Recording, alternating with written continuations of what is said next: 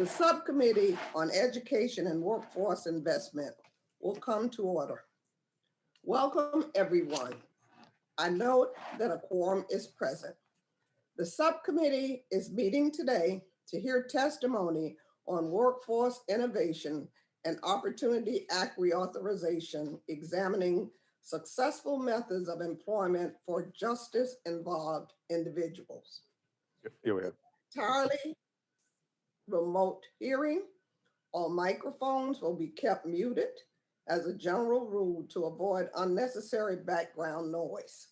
Members and witnesses will be responsible for unmuting themselves when they are recognized to speak or when they wish to seek recognition.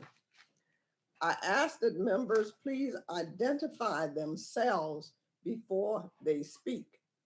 Members should keep their cameras on while in the proceedings. Members shall be considered present in the proceedings when they are visible on camera, and they shall be considered not present when they are not visible on camera. The only exception to this, if they are experiencing technical difficulty, and inform committee staff of such difficulty. If any member experiences technical difficulties during the hearing, you should stay connected on the platform. Make sure you are muted and use your phone to immediately call the committee. The committee's IT director, whose number was provided in advance. Should the chair experience technical difficulty or need to step away to vote on the floor, Mr. Buchan or another majority member is hereby authorized to assume the gavel in the chair's absence. This is an entirely remote hearing, and as such, the committee's hearing room is officially closed. Members who choose to sit with their individual devices in the hearing room must wear headphones to avoid feedback, echoes, and distortion resulting from more than one person on the software platform sitting in the same room. Members are also expected to adhere to social distancing and safe health care guidelines, including the use of masks, hand sanitizer, and wiping down their areas before and after their presence in the hearing room. In order to ensure that the committee's 5-minute rule is adhered to, staff will be keeping track of time using the committee's field timer. The field timer will appear in its own thumbnail picture and will not be named. There will be no 1-minute remaining warning. The field timer will show a blinking light when time is up. Members and witnesses are asked to wrap up promptly when their time has expired. When a roll call is not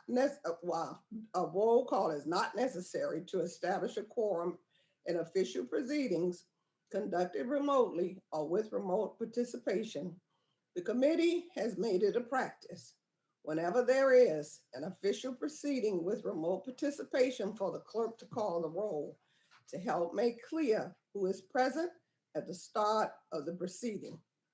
Members should say their names before announcing they are present. This helps the clerk and also helps those watching the platform and the live stream who may experience a few seconds delay. At this time, I ask the clerk to please call the roll. Chairwoman Wilson. Chairperson Wilson is present. Mr. Takano. Mark Takano is present. Ms. Jayapal. Ms. Omar. Ms. Ledger Fernandez. Mr. Jones. Jones is present. Ms. Manning. Mr. Bowman. Mr. Bowman is present. Mr. Pocan. Mr. Pocan is present. Mr. Castro. Ms. Cheryl. Mr. Espaillat, Mr. Grijalva, Mr. Courtney,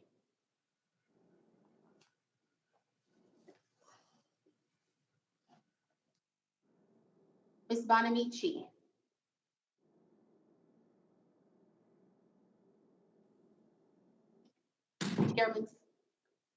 Chairman Scott, Ranking Member Dr. Murphy, Dr. Murphy is present. Mr. Grothman, Ms. Stefanik, Mr. Banks, Mr. Comer, Here. Comer's here. Mr. Fulcher, Fulcher's here. Mrs. Miller-Meeks, Mr. Good, Mrs. McLean, Mrs. Harshbarger, Harshbarger's present. Mrs. Sparks, Ms. Letlow, Ranking Member Fox. Fox is here. Chairwoman Wilson, this concludes the roll call. How am I recorded? This is Representative Jayapal. Chairwoman Wilson, Mrs. Jayapal is not recorded. Jayapal is present. How am I recorded? This is Chairman Scott. Chairman Scott is not recorded. Chairman Scott's present. Thank you. Chairwoman Wilson, this concludes the roll call. Thank you. Thank you so much. Pursuant to Committee Rule 8C, opening statements are limited to the chair and the ranking member. This allows us to hear from our witnesses sooner and provides all members with adequate time to ask questions. I recognize myself now for the purpose of making an opening statement. Today, we meet with our third bipartisan hearing on reauthorizing the Workforce Innovation and Opportunity Act, or WIOA. This hearing will address key priorities to help people impacted by the criminal justice system re-enter their communities and obtain rewarding careers. Each year, roughly 640,000 people are released from our nation's state and federal prisons. What happens after their return determines whether or not these justice-involved individuals successfully re-enter society. Unfortunately, far too many are unable to take a critical step in their transition, finding and keeping a good paying job. According to one study, just over half of those released from prison reported any earnings within the first year after their release. The stigma surrounding the employment of justice-impacted individuals is one of the forces limiting their opportunities. Making matters worse, people who have been incarcerated often must take additional steps to gain the education, skills, or work experience the employers are seeking. And they face an array of additional challenges, from mental health needs to difficulty obtaining housing or transportation. These barriers have a significant impact on justice-impacted people. Without access to high-quality jobs, they are more likely to be rearrested and could fall into an endless cycle of re-incarceration. High recidivism doesn't just hurt these individuals, it also hurts our nation as a whole. Research indicates that 83% of people released from prison are rearrested within 9 years. This is a contributing factor to the nation's high rate of incarceration, along with mandatory minimum sentences, long sentences for nonviolent crimes, and a lack of investment in prison programs and reentry services. Today, the United States continues to have the highest incarceration rate in the world, with more than 2 million people behind bars in 2019. According to the Bureau of Institute of Justice, this level of incarceration costs our country as much as $80 billion every year. Accounting for costs to our communities and the next generation. By comparison, funding for Title I of WIOA stands at about $3.7 billion annually. If we really want to break the cycle of costly incarceration, we need to reject dehumanizing policies in favor of investing in opportunities for these individuals to succeed. To help combat recidivism, the Department of Labor currently supports the Reentry Employment Opportunities Program, or REO. This program provides community groups, faith-based organizations, and state and local agencies with grants to offer reentry employment services, including skills, training, and mentoring. These services reach thousands of people each year. Yet, we know we all could not do much more for justice-impacted individuals. In fact, WIOA has no provisions that specifically authorize reentry programs. As we reauthorize WIOA, we can make smart investments and promising approaches that reduce recidivism and expand employment opportunities for justice-impacted people. For example, we can ensure that reentry programs offer the full range of services that are needed to help justice-impacted people avoid rearrest. Behavioral health treatment, when paired with employment services, including subsidized employment, is an effective strategy to reduce recidivism. Mentorship, career navigation, and job coaching are also critical to helping individuals build professional relationships and look for jobs in demand industries. Finally, we must capitalize on the rising interest in hiring justice-impacted workers among employers. That includes helping people not only find jobs, but also build toward lasting careers. Bolstering subsidized employment and vocational training can help justice-impacted individuals earn short-term income in initial employment experiences.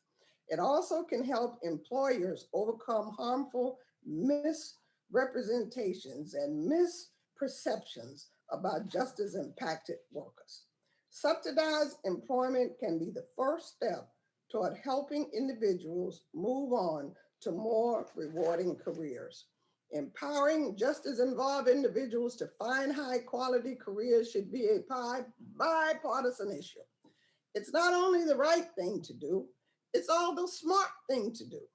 Businesses benefit when there is a robust, skilled workforce ready to compete for jobs. With so many justice-impacted individuals looking to re-enter the labor force every year, we can make progress toward addressing the worker shortage that so many employers are concerned about. Today, with the help of our witnesses, we will discuss how codifying reentry employment opportunities in reauthorization would help improve the lives of people across the nation and reduce prison populations. We spend so much money on incarcerating hundreds of thousands of Americans each year. It's time that we invest in the training and support services to help individuals find sustainable, high-quality careers that will reduce recidivism and strengthen our communities. Thank you again to our witnesses for being here with us. I now recognize the distinguished ranking member for his opening statement. Thank you, Chairwoman Wilson. It's nice to see everybody's full face, and we look forward to everybody coming back in person and being able to be in all the committee rooms together. But thank you for convening this bipartisan hearing. I'd like to welcome also the witnesses who are coming to this committee. I look forward to working with all of you to help improve our country's workforce development system. America is known as the land of opportunity for a reason. Throughout our nation's history, we have shown a unique ability to accomplish what we set out to do. Part of this success is that we are blessed with an industrious citizenry, and part of this success is attributable to our faith in humanity's ability to overcome the odds. We are a nation and a people of second chances. A prison sentence is not supposed to result in a permanent exclusion from the world. In fact, all corners of society have an interest in giving incarcerated men and women opportunities to equip themselves with the skills that they need to succeed outside of prison.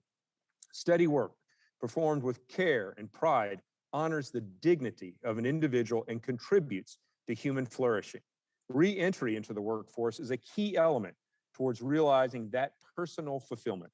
Steady work federal criminal justice policy has somewhat of a checkered past. We must admit that. Both Republicans and Democrats are working together now to solve these difficult problems. In 2018, 9 months before I joined the House of Representatives, President Trump signed into law the First Step Act. We are hopeful that this new legislation will maintain public safety and reduce recidivism rates. And in December of 2020, Congress authorized Pell Grants for incarcerated students and will provide thousands of people access to a college education. These may seem like insignificant changes, but they mean the world to those who benefit from them. I see no reason why reauthorization cannot play a small role in building upon this progress. The Reentry Employment Opportunities Program, currently funded through WIOA, supports youth and adults previously involved in the criminal justice system. RIO grantees can assist these populations in a variety of ways, including with mentoring, housing, case management, employment, and violent prevention services.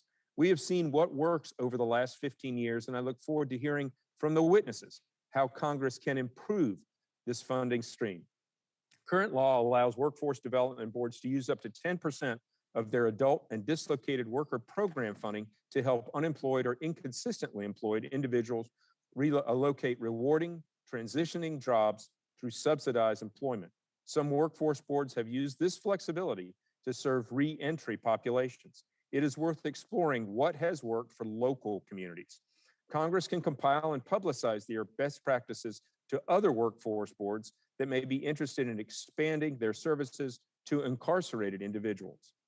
Arrogance prompts us to believe that the federal government alone can support formerly incarcerated individuals. There are many local service providers, employers, community-based organizations that all play an indispensable part in transforming the lives of ex-offenders, and their challenges cannot be solved just with truckloads of money. We must leverage the experience of these too often overlooked partners during reauthorization. A one-size-fits-all mandates from Congress are precisely the wrong approach. Our workforce development system should be capable of listening and adapting to the needs of the local labor market, employers, and those seeking opportunity. This reauthorization of WIOA must further encourage local communities to innovate when their existing operations fall short. Nobody should feel threatened for trying new evidence-based ideas, and the pace of technology change demands a nimble approach to career preparation. Ensuring people have the necessary skills to find good jobs is key to sustaining a thriving middle class. As the pandemic recedes from our lives, overcoming the economic fallout is at the top of everyone's minds.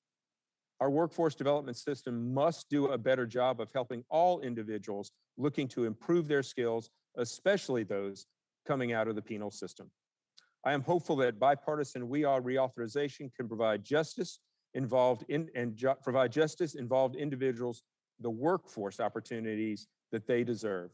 Thank you, Madam Chairman, and I yield back. Thank you, Dr. Murphy. And without objection, all other members who wish to insert written statements into the record may do so by submitting them to the committee clerk electronically in Microsoft Word format by 5:00 p.m. on June 29, 2021. I will now introduce the witnesses. Tracy Scott is the Vice President of Workforce Development for the National Urban League, where she oversees a variety of programs targeting different industries and populations, including justice-involved individuals. Welcome, Tracy Scott.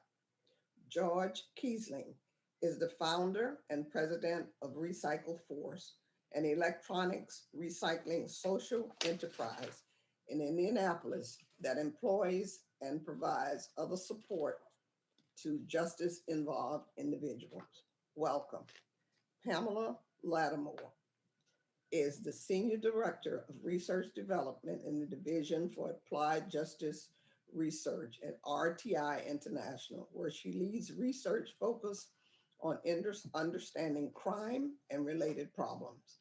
Ms. Lattimore is an internationally recognized expert on reentry, and her prior experience includes serving as Director of the Criminal Justice and Criminal Behavior Division of the National Institute of Justice.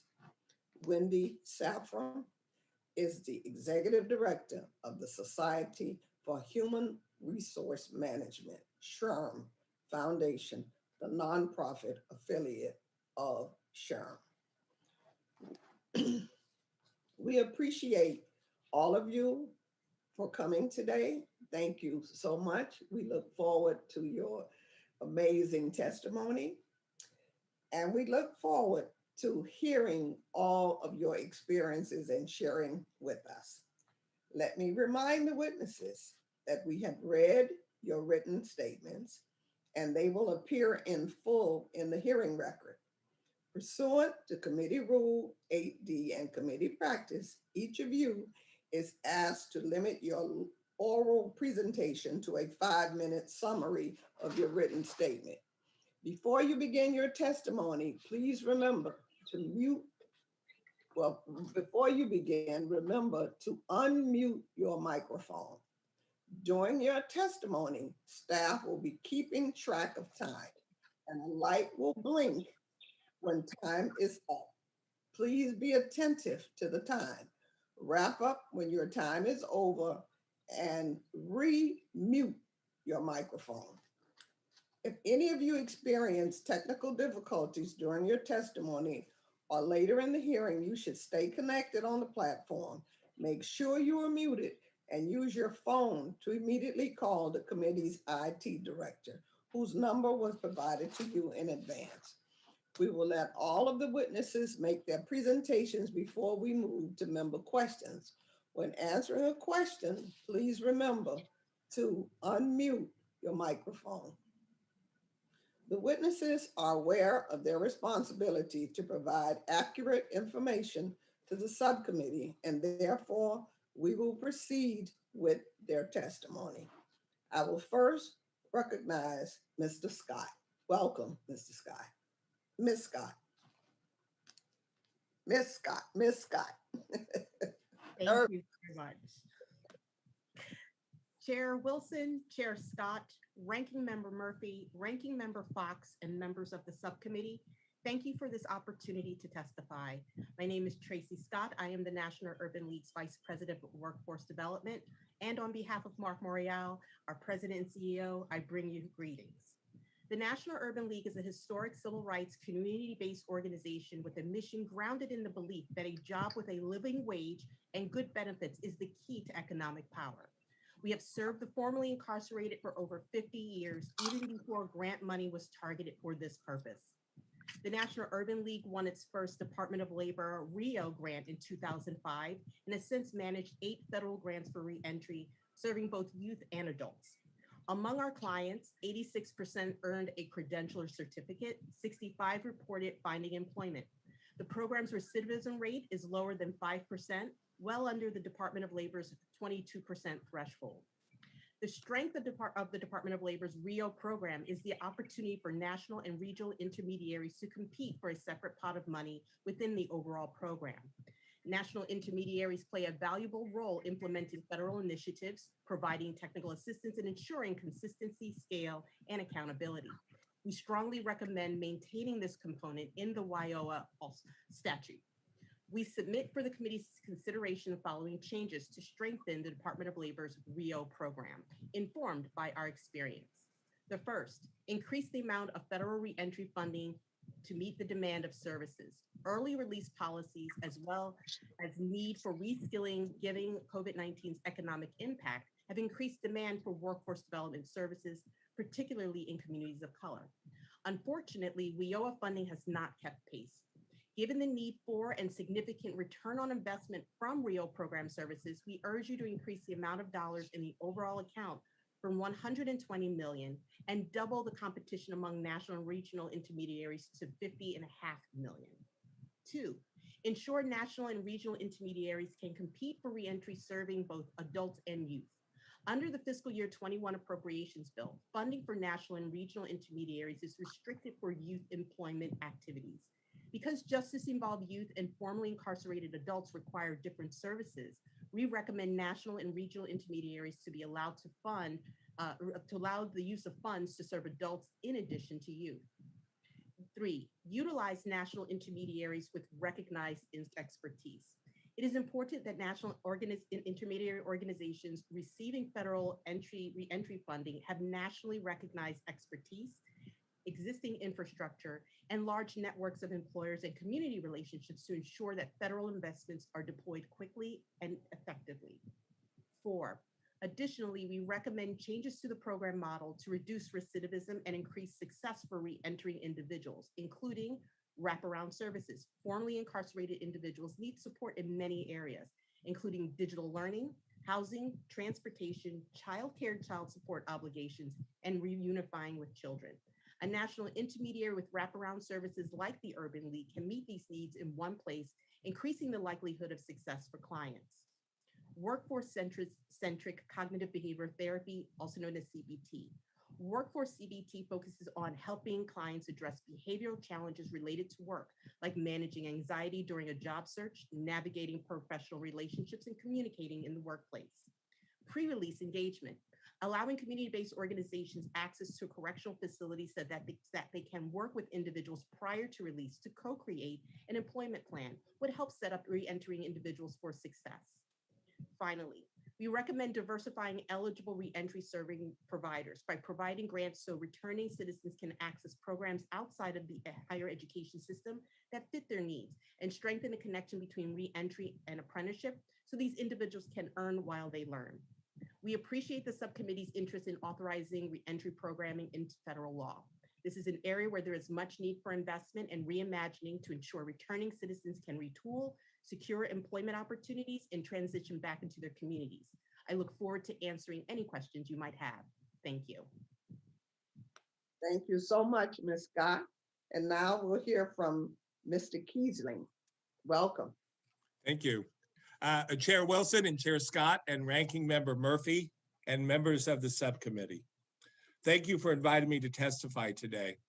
My name is Greg Kiesling, and I'm the president of Recycle Force, a nonprofit employment social enterprise, or ESE, delivering comprehensive recycling services to businesses in order to provide life-changing employment opportunities for formerly incarcerated individuals. Our model is called ABC, Any Job, Better Job, Career. You'll find details of the ABC model in my written testimony, along with a very brief video that I think will give you a good visual of what we've been doing here in Indianapolis, Indiana over the past decade. But the short version is this. We serve high-risk people who are coming home from prison and jail. All are under compliance monitoring and are required to work. We serve this population because research shows this is where we can have the greatest impact, both to increase employment and to preserve public safety. Our employment social enterprise employs high-risk individuals while they are under oversight and most at risk of returning to crime. But we don't just employ people, we also provide education, portable and stackable credentials, mental health and substance abuse treatment, banking assistance, financial planning, and perhaps most importantly, we help clients stay compliant with criminal justice oversight. Our credentials are very focused on the type of jobs that are available for those we employ and transition on. They include OSHA, Certified Logistics Associate, Powered Industrial Truck, and HAZWOPER 40, among many others. All these credentials prepare our workers to move to the next phase. As oversight lessens and if people have achieved their credentials, we transition about 60% of our workers to the next phase, the better job, where they work with our alternative staffing partner Keys to Work. This phase is not subsidized employment, but some of the wraparound services like mental health, treatment, and compliance monitoring are grant funded.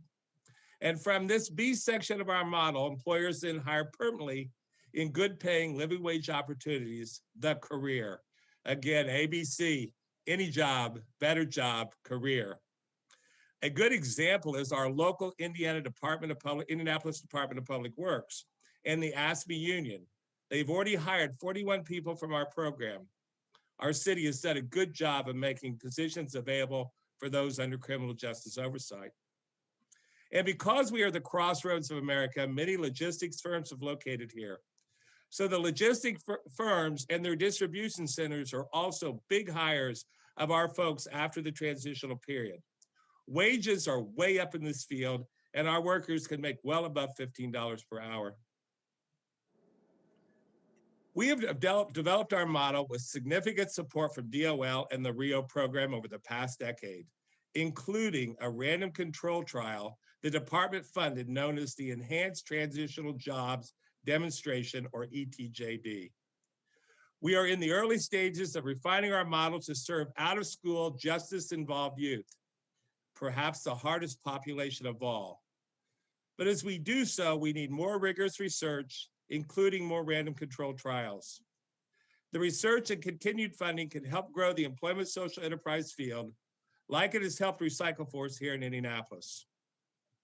You know, most workforce development professionals do not consider themselves crime fighters. But in so many ways, the funding the RIO program supplies to ESCs like us does just that. As Father Greg Boyle from Homeboys Industries says, nothing can stop a bullet like a job. The people we serve deserve their second chance. We think our model does that and also helps preserve public safety.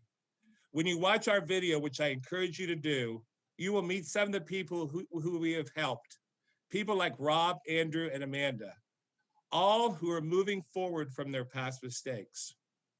I urge all of you to move forward with continued funding for the RIO program and to support US DOL and ETA and this important project by making certain we continue to have available random control trials and research. Thank you very much. Thank you. Thank you so much, Mr. Keesling. And now we'll hear from Ms. Lattimore. Welcome. Thank you.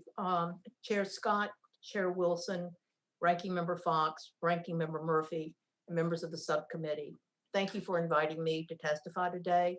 My name is Pamela Lattimore, and I am the Senior Director for Research Development for the Division for Applied Justice Research at RTI International.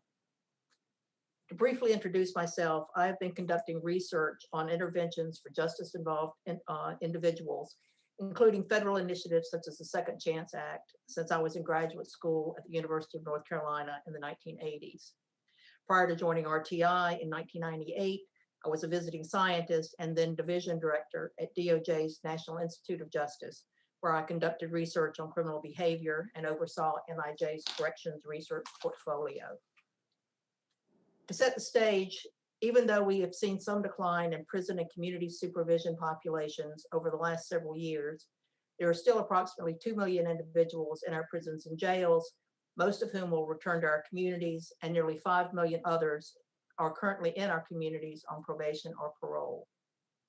These justice-involved individuals generally lack education and employment experience, and they often have challenges including behavioral health issues such as drug use.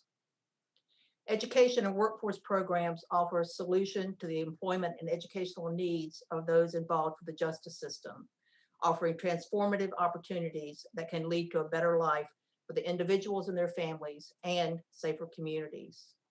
Criminologists have posited that desisting from criminal behavior may require an individual to transform to a self that believes they can attain a more positive and productive future. Education is a recognized process for supporting transformation. All of us in this room owe at least some of who we are to the education that has been afforded to us. The return on investment for correctional educational programs is well documented.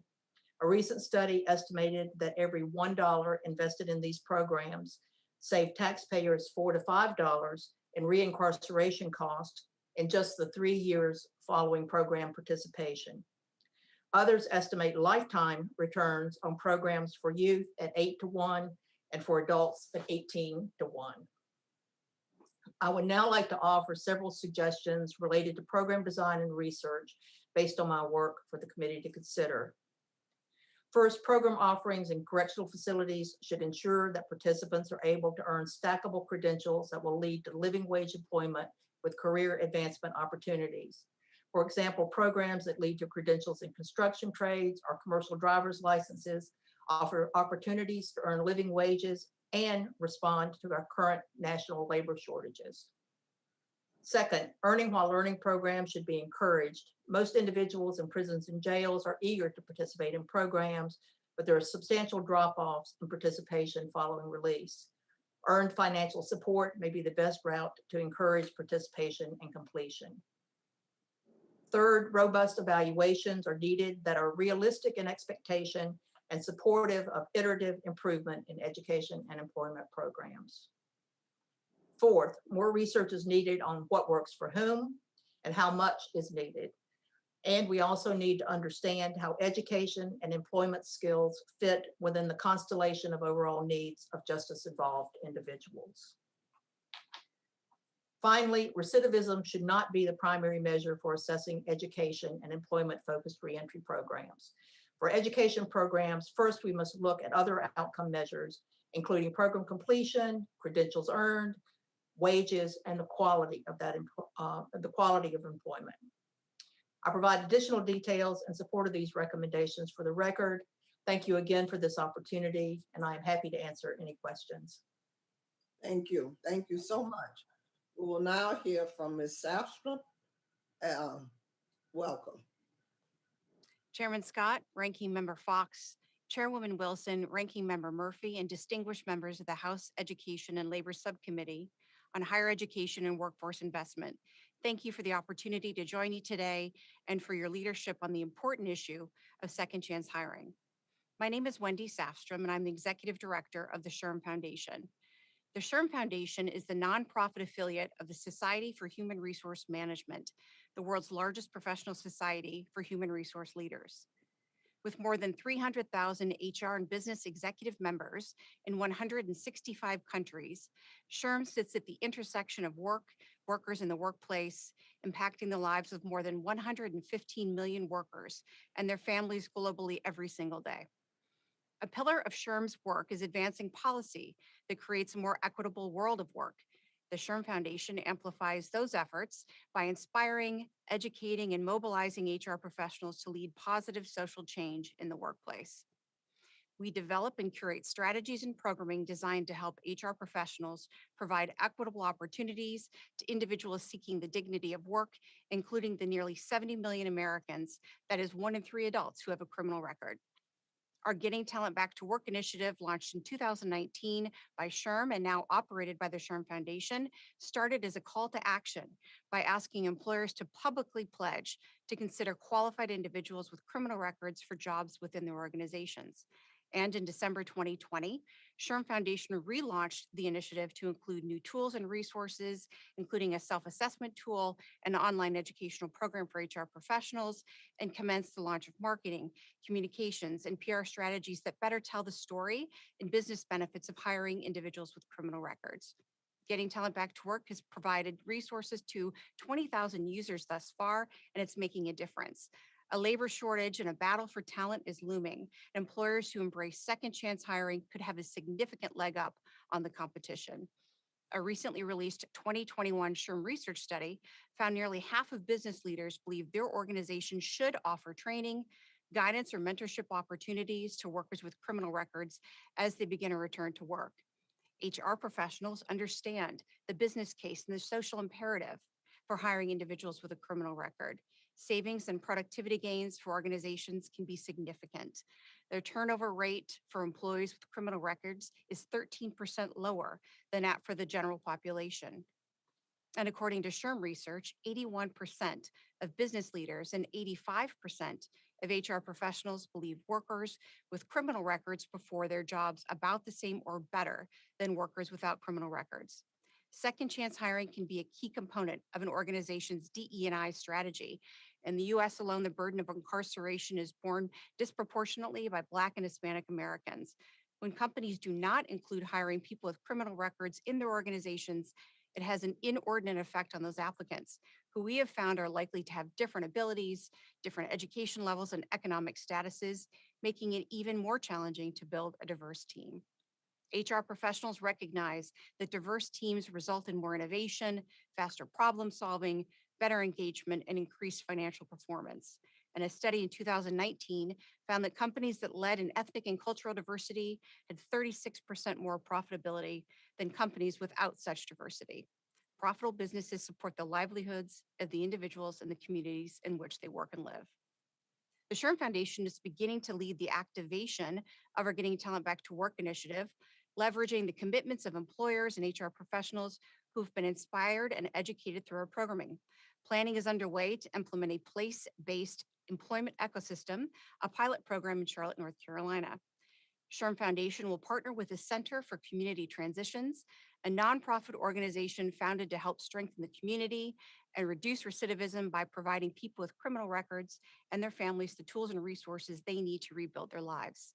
Through this pilot, and by establishing and working with partners from state and local workforce development agencies, employers and HR professionals, and community-based organizations, will test to frame their work that can be evaluated and scaled pending efficacy and outcomes.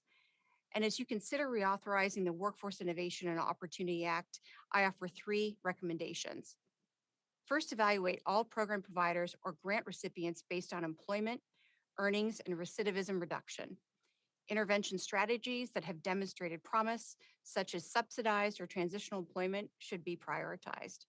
Second, ensure there's a close relationship between reentry, employment opportunities, supported programs, and employers by requiring individuals responsible for candidate recruitment and initial assessment to be partners in any REO-funded grant making. And third, I encourage Congress to consider making the work opportunity tax credit permanent to allow employers to fully incorporate it into their hiring strategies and to increase the promotion of the tax credit throughout the workforce development system. Thank you for your time today, and I look forward to answering your questions. Thank you. Under Committee Rule 9A, we will now question witnesses under the 5-minute rule. I will be recognizing subcommittee members in seniority order. Again, to ensure that the members' 5-minute rule is adhered to, staff will be keeping track of time, and the timer will show a blinking light when time has expired. Please be attentive to the time. Wrap up when your time is over and re-mute your microphone. As chair, I now recognize myself for 5 minutes. My life's work has been centered around Black men and boys. Ms. Sastrom, in your testimony, you note that 1 in 3 Black men have a felony record compared with just 8% of the general US adult population. Regardless of criminal record, Black men are less likely than white applicants to receive a call back from employers to begin with. Tell me, how can we address employer biases towards this population who may face the dual challenge of overcoming stigma associated with their race and their criminal justice involvement? exactly what the work and the mission of the Sherm Foundation is all about in this regard as it relates to our Getting Talent Back to Work initiative. I think it comes from making sure that our HR professionals are informed and educated, that they understand the challenges and the barriers that individuals face, and the cycle often of poverty and struggle that they have within their communities, and how employment directly relates to helping to break that cycle. I think that now more so than ever before, identifying and hiring and retaining top talent with different perspectives, different skill sets, different viewpoints will make businesses even more successful. And as HR professionals contribute to the overall business success of their organizations, they're going to have to start thinking differently, looking at different populations, leading with empathy, asking informed questions and informing themselves. And that's a huge, huge priority for SHRM and the SHRM Foundation. It starts with inspiring inspiring HR professionals to think differently, to act differently, and then providing them the tools and the resources that they need to educate themselves so that they're making informed decisions and recommendations when it comes to identifying sources of talent. Thank you so much. Ms. Scott, congratulations on the Urban Leagues Reentry Program. What does you have partial funding from the Department of Education, the Department of Labor. What does the evidence tell us about return on investment of reentry employment programs as far as your experience? Thank you for that question, Representative. So while I am not an economist, but I do read economists, I know that if incarceration costs the American people $258,000 per crime. And in addition, that's $96,000 per incarceration cost. It's cost the economy $56 to $57 billion that's lost because of incarceration.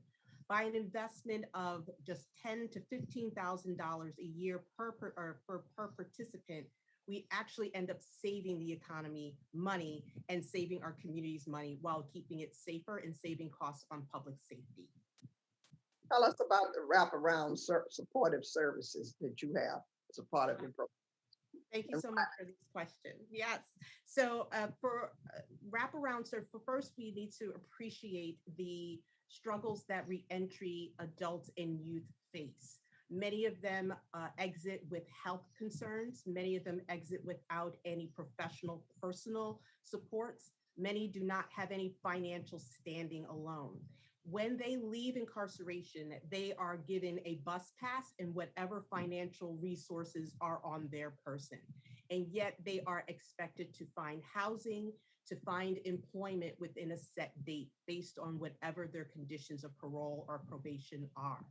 Wraparound services in multi-service organizations are crucial in helping those individuals to not recidivate, being able to connect individuals to public housing or housing opportunities, to be able to connect them with healthcare opportunities, but then also provide education and skill development courses so that they may be able to develop the skills, employment informed skills that are necessary for their local market itself.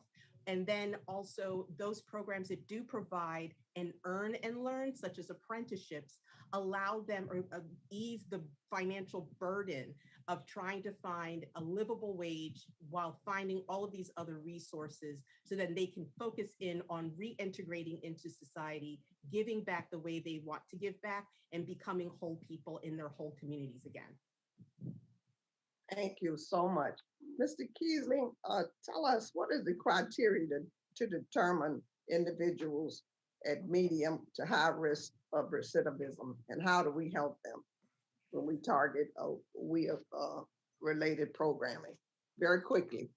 Okay, thank you. The IRAS, we have a test here today called the IRAS that measures risk assessment and return to crime.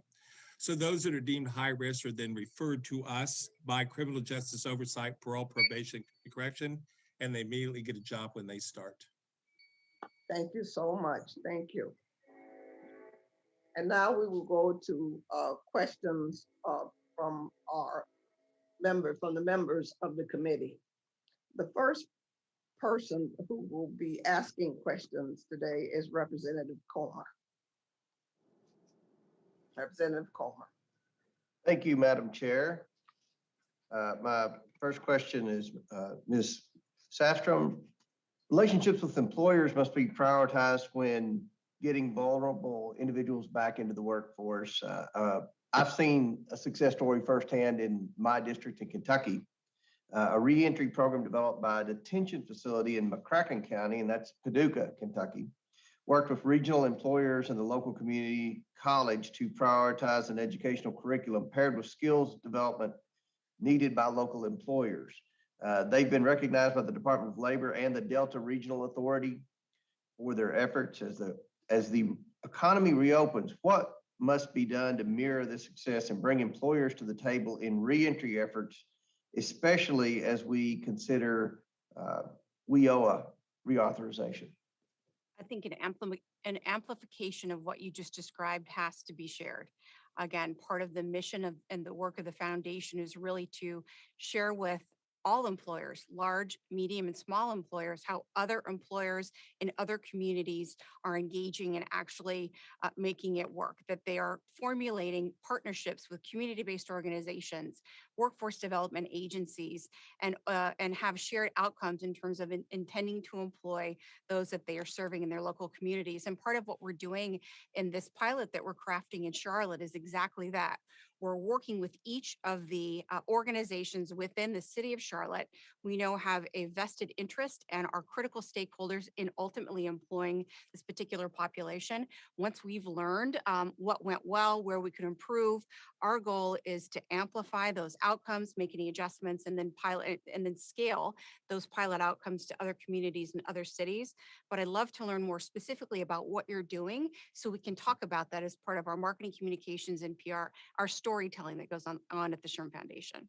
Great, be happy to share that with you Terrific. more in detail. My last question, Dr. Lattimore, can you give us some insight on what shortcomings past reentry programs have experienced and what pitfalls should future programs avoid in order to support successful reentry and effectively use taxpayer dollars? Yes, thank you, Representative. I'm happy to address that. I think that and I appreciated Ms. Scott's reference to wraparound services. I think that we all know that many of the individuals who are justice involved have a whole range of needs across, mental health, substance abuse, and they come out of prison or jail with little skills and are faced with trying to get their lives back together without any support. And it's really critical, I think, for us to be able to provide that support and help them overcome the challenges. So I think one of the problems, as I note in my written remarks, is that oftentimes grant programs, I believe it's my experience, are just too short to effectively develop, implement, refine a program, and at the same time conduct a rigorous evaluation to assess what the outcomes of that program is. Providing wraparound services, identifying all the providers and those kinds of things, as other panelists who are actively engaged in doing that, is hard work and challenging work. And so making sure that there's adequate time and adequate funding to support these wraparound services, I think is critical. And so many, I'm more familiar with the programs that are funded by the Justice Department, the Bureau of Justice Assistance. And so many of those grants are 2 years, sometimes 3 years. And that is just not an adequate amount of time to tackle a really complicated and complex problem. Well, great. Hopefully we can have more success stories with this moving forward. The biggest problem in America right now from an economic standpoint is the shortage of workers. And there's never been a better opportunity now to get people back into society, back into the workforce, to get people out of poverty and into the workforce than now. So this is a great opportunity. Hopefully we can work together in a bipartisan way. Thank you, Madam Chair, and I yield back. Thank you. Thank you so much, Representative Comer. I really appreciate your remarks. I mean, it's just a breath of fresh air to hear you say what you just said. Thank you so much. And now, Mr. Takano of California. Thank you. Thank you, Madam Chair. As you stated, Madam Chair, the United States spends at least $80 billion annually on incarceration, far more than the roughly $4 billion that WIOA Title I workforce development programs expend. Yet an increased investment in employment services for justice-involved individuals may be cost-effective to the extent it contributes to lower recidivism and reduced spending by the criminal justice system. Ms. Scott, you wrote in your testimony that if 100 formerly incarcerated individuals are given employment, they would contribute $1.9 million in income taxes. Your testimony recommends increased funding for reentry programs as a part of a WIOA reauthorization. What would be the impact of this increased spending? Oh, thank you very much, Representative Takano, for that question. I am not prepared to give that information because I'm not an economist. However, the National Urban League is prepared to respond to you with more qualified response. Well, thank you. Thank you. Can you tell me why is engaging with justice-involved individuals pre-release important to helping them secure employment upon release? Absolutely. Thank you so very much for that question. As I mentioned a little bit a while ago, that individuals, when they are released, are only given transportation off the premises and whatever resources they have on their person or whatever they had beforehand. Many individuals who are incarcerated, there's strong correlation between individuals who are homeless and those individuals who are become incarcerated or end up incarcerated. They find that individual may be homeless, who is homeless prior to incarceration is 15 times likely to be to find themselves incarcerated. The unemployment rate for incarcerated individuals is 36%. It's 44% for African American women. A lot of that is because they don't have a plan once they are released. They don't have the social connections. Many of them may not have stable housing, particularly older reentry individuals have health issues that have either developed or lingered during incarceration. And so when they leave, they don't know the social systems. They don't know how to enroll in programs. And so being able as a national intermediary to have access into the correctional facility so that a counselor whom they would meet post-release is there to create an employment program for them. That means that person then leaves knowing where they need to attend, who they need to speak to, and know what their treatment plan or their program plan will look like upon release. It gives them literally a lifeline and a plan so that they can stay focused on what's most important. Ms. Scott, that's an awful lot that you just told us, and the details, I'm sure. Well, I mean, we could spend a lot longer on this topic. I'm sure that we have very uneven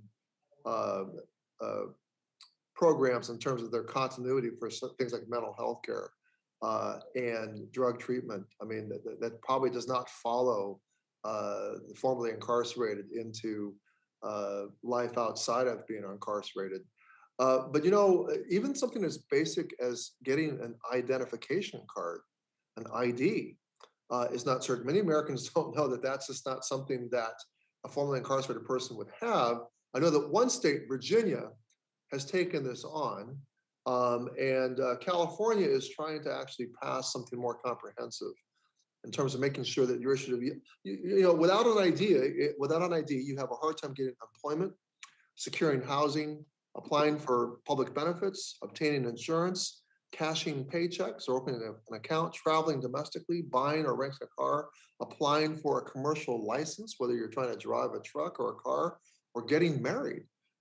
So that plan you're talking about, just trying to get a plan together without an ID,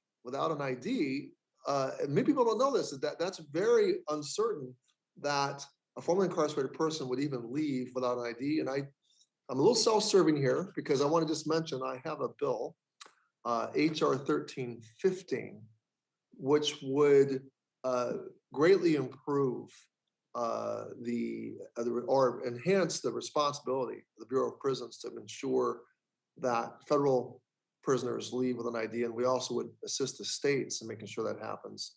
My time has run out. I just want to make sure that I got that commercial out there. But Madam Chair, I yield back.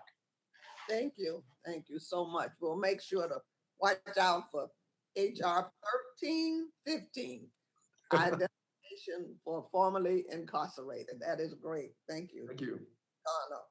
And now we'll hear from our ranking member, Miss Dr. Murphy of North Carolina. Thank you, Madam Chairman. And just specifically also thanks to the witnesses today. It's really powerful testimony. And this is obviously something that is a bipartisan issue, things that we can really work on. You know, my personal desire, while it's not the purview of this committee, is that we try to get to these young men and women before they ever get incarcerated. Wouldn't investment in them before any of this happened yield us much greater results? That's a different issue, one in which I think is actually equally, if not more important, but not the purview of this committee. So, Ms. Safstrup, I just have one Stratford, I'm sorry, I have a question for you. An important component of WIOA was the expansion of pay for performance opportunities in workforce development. These programs allow for experimentation and innovation, while also ensuring that taxpayer dollars are spent on what works best. How could you tell us pay performance would enhance work that is done at the federal, state, and local level to help support the reentry transition efforts? And thank you for that question. I think it will really encourage creativity. I think it will help foster innovation.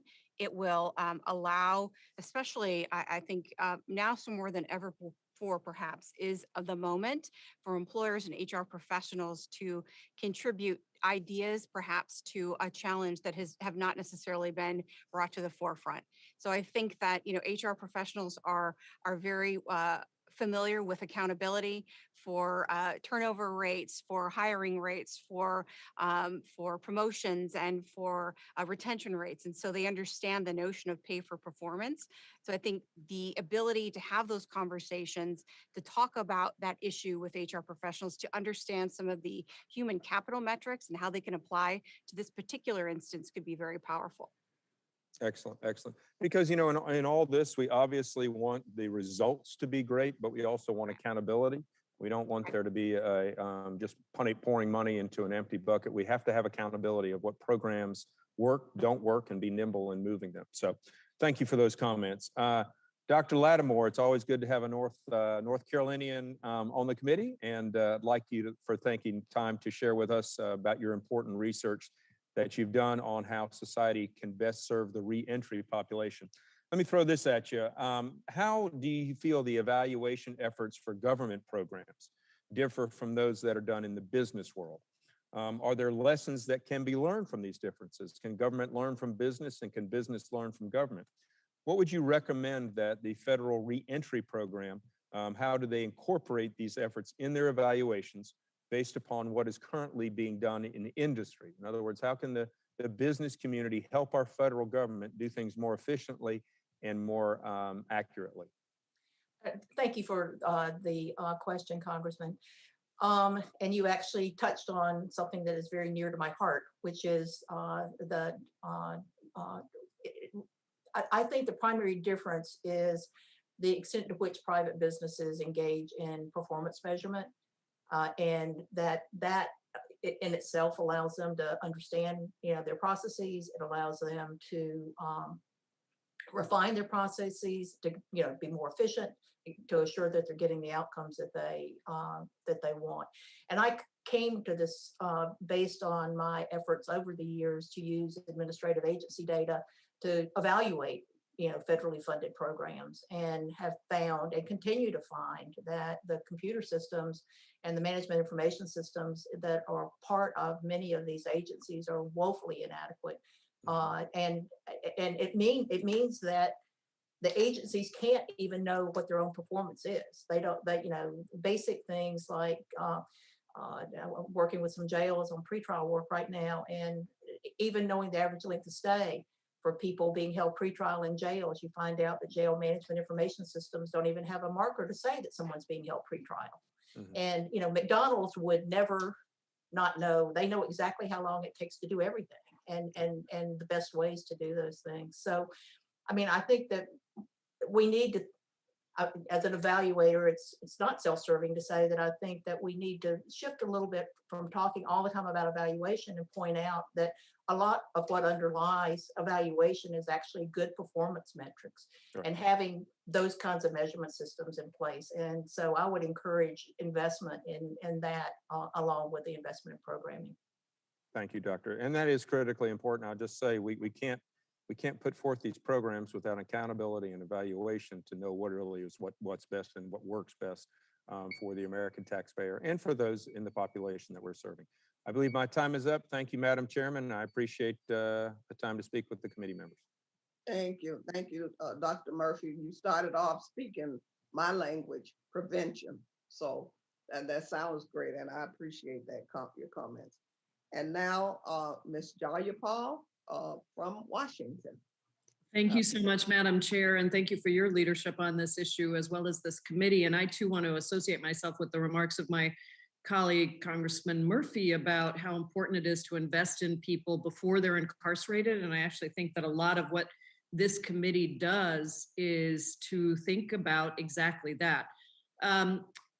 $80 billion a year to keep roughly 2.3 million people incarcerated in a system that is neither rehabilitative nor restorative is a true waste, not only of money, but of human potential. Too often people are released into communities traumatized, unhoused, unemployed, and burdened by a criminal record. I used to represent, before I came to Congress, in the state Senate in Washington State, one of the most diverse districts in our state. And I saw this all the time, and we worked on this issue all the time. And I wanted to share the story today of Aaron, who is a constituent of mine, who was referred by King County Work Release to Neighborhood House, which is an incredible social service agency in Seattle, in December of 2019. Prior to his incarceration, Aaron had many years of experience in construction and welding. However, upon his release from incarceration, Aaron had trouble even landing a survival job due to his ongoing struggle with chemical dependence and finding stable housing as he alternated staying in his car and crashing with friends. Ms. Scott, this sounds like a catch-22 to me. People like Aaron struggle with getting jobs because of unstable housing and chemical dependence, and yet they need the income and stability of work to help with their recovery and to pay for stable housing. What is the difference in outcomes related to both recidivism and employment between programs that offer solely employment services rather than both employment and social services? Thank you so much, Representative Jayapal, for that question and to bring up this important issue. I think it's very important for us to continue to focus and appreciate the myriad of challenges that the reentry community face during and post-release. One of them is, as I believe you had mentioned, of drug and alcohol addiction. We know that 60% of prisoners struggle with it during release. We know that 76% struggle with mental health and using substance abuse as a means to cope. And so just that alone is a challenge for someone who's being released without any supports, without any financial opportunities, and with little to no skills. We know that many individuals, I believe it's 60%, who are incarcerated do not have a high school degree, are high school dropouts, and do not have a diploma. That is a barrier to identifying and finding employment. Without having access to multi-service, strong non-for-profits, such as the National Urban League and Neighborhood Works, an individual is left alone to try to braid together what they need to go and find and sign up for healthcare, to find an adult basic education program, to sign up for a drug cessation or recovery program. And instead, having one place where they can go, having a counselor on a case with a case management structure makes a huge difference in helping them to stay focused on what they need and having supports to overcome the many barriers that they actually have and present with. Thank you, Ms. Scott. In fact, Aaron did get that support and he was able to end his chemical dependency, accept a job with a local manufacturing company, and access housing assistance. But he still is working to get certification so he can find work in his area of expertise and with higher wages. So let's just say Aaron finally gets his certification and his ideal job. Mr. Kiesling, what are some of the lasting barriers to employment for people like Aaron? Well, I think for many employers, they have background checks that look at the felony background. And so while we're doing a much, much better job after the pandemic and the labor shortage where employers are beginning to look at their restrictions, it still is there. And we've launched an expungement process here, but it takes 5 to 8 years before you're eligible for expungement. So during that period of time, employers are using the felony background as a reason to profile people out. So it is really a major, major problem. But I'm encouraged that we're making progress. The labor shortage is really getting employers that are willing to hire this population to really relook at their hiring practices. I think that's so important. My time has expired, but I think this cultural shift that we need employers to make is so critical. So thank you very much, Madam Chair. I yield back. Thank you. Thank you. And now, Mr. Grothman, Wisconsin. You got that very good. Thank you. I wish you were running all my hearings.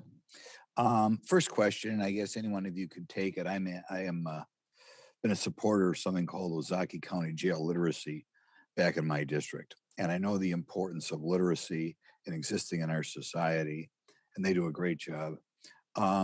Could any one of you comment on the percent of people who are functionally literate when they go out of jail or prison compared to how they are when they get out, and could maybe some correlations between functional literacy and the ability to operate productively in our society? Do we have any statistics on that?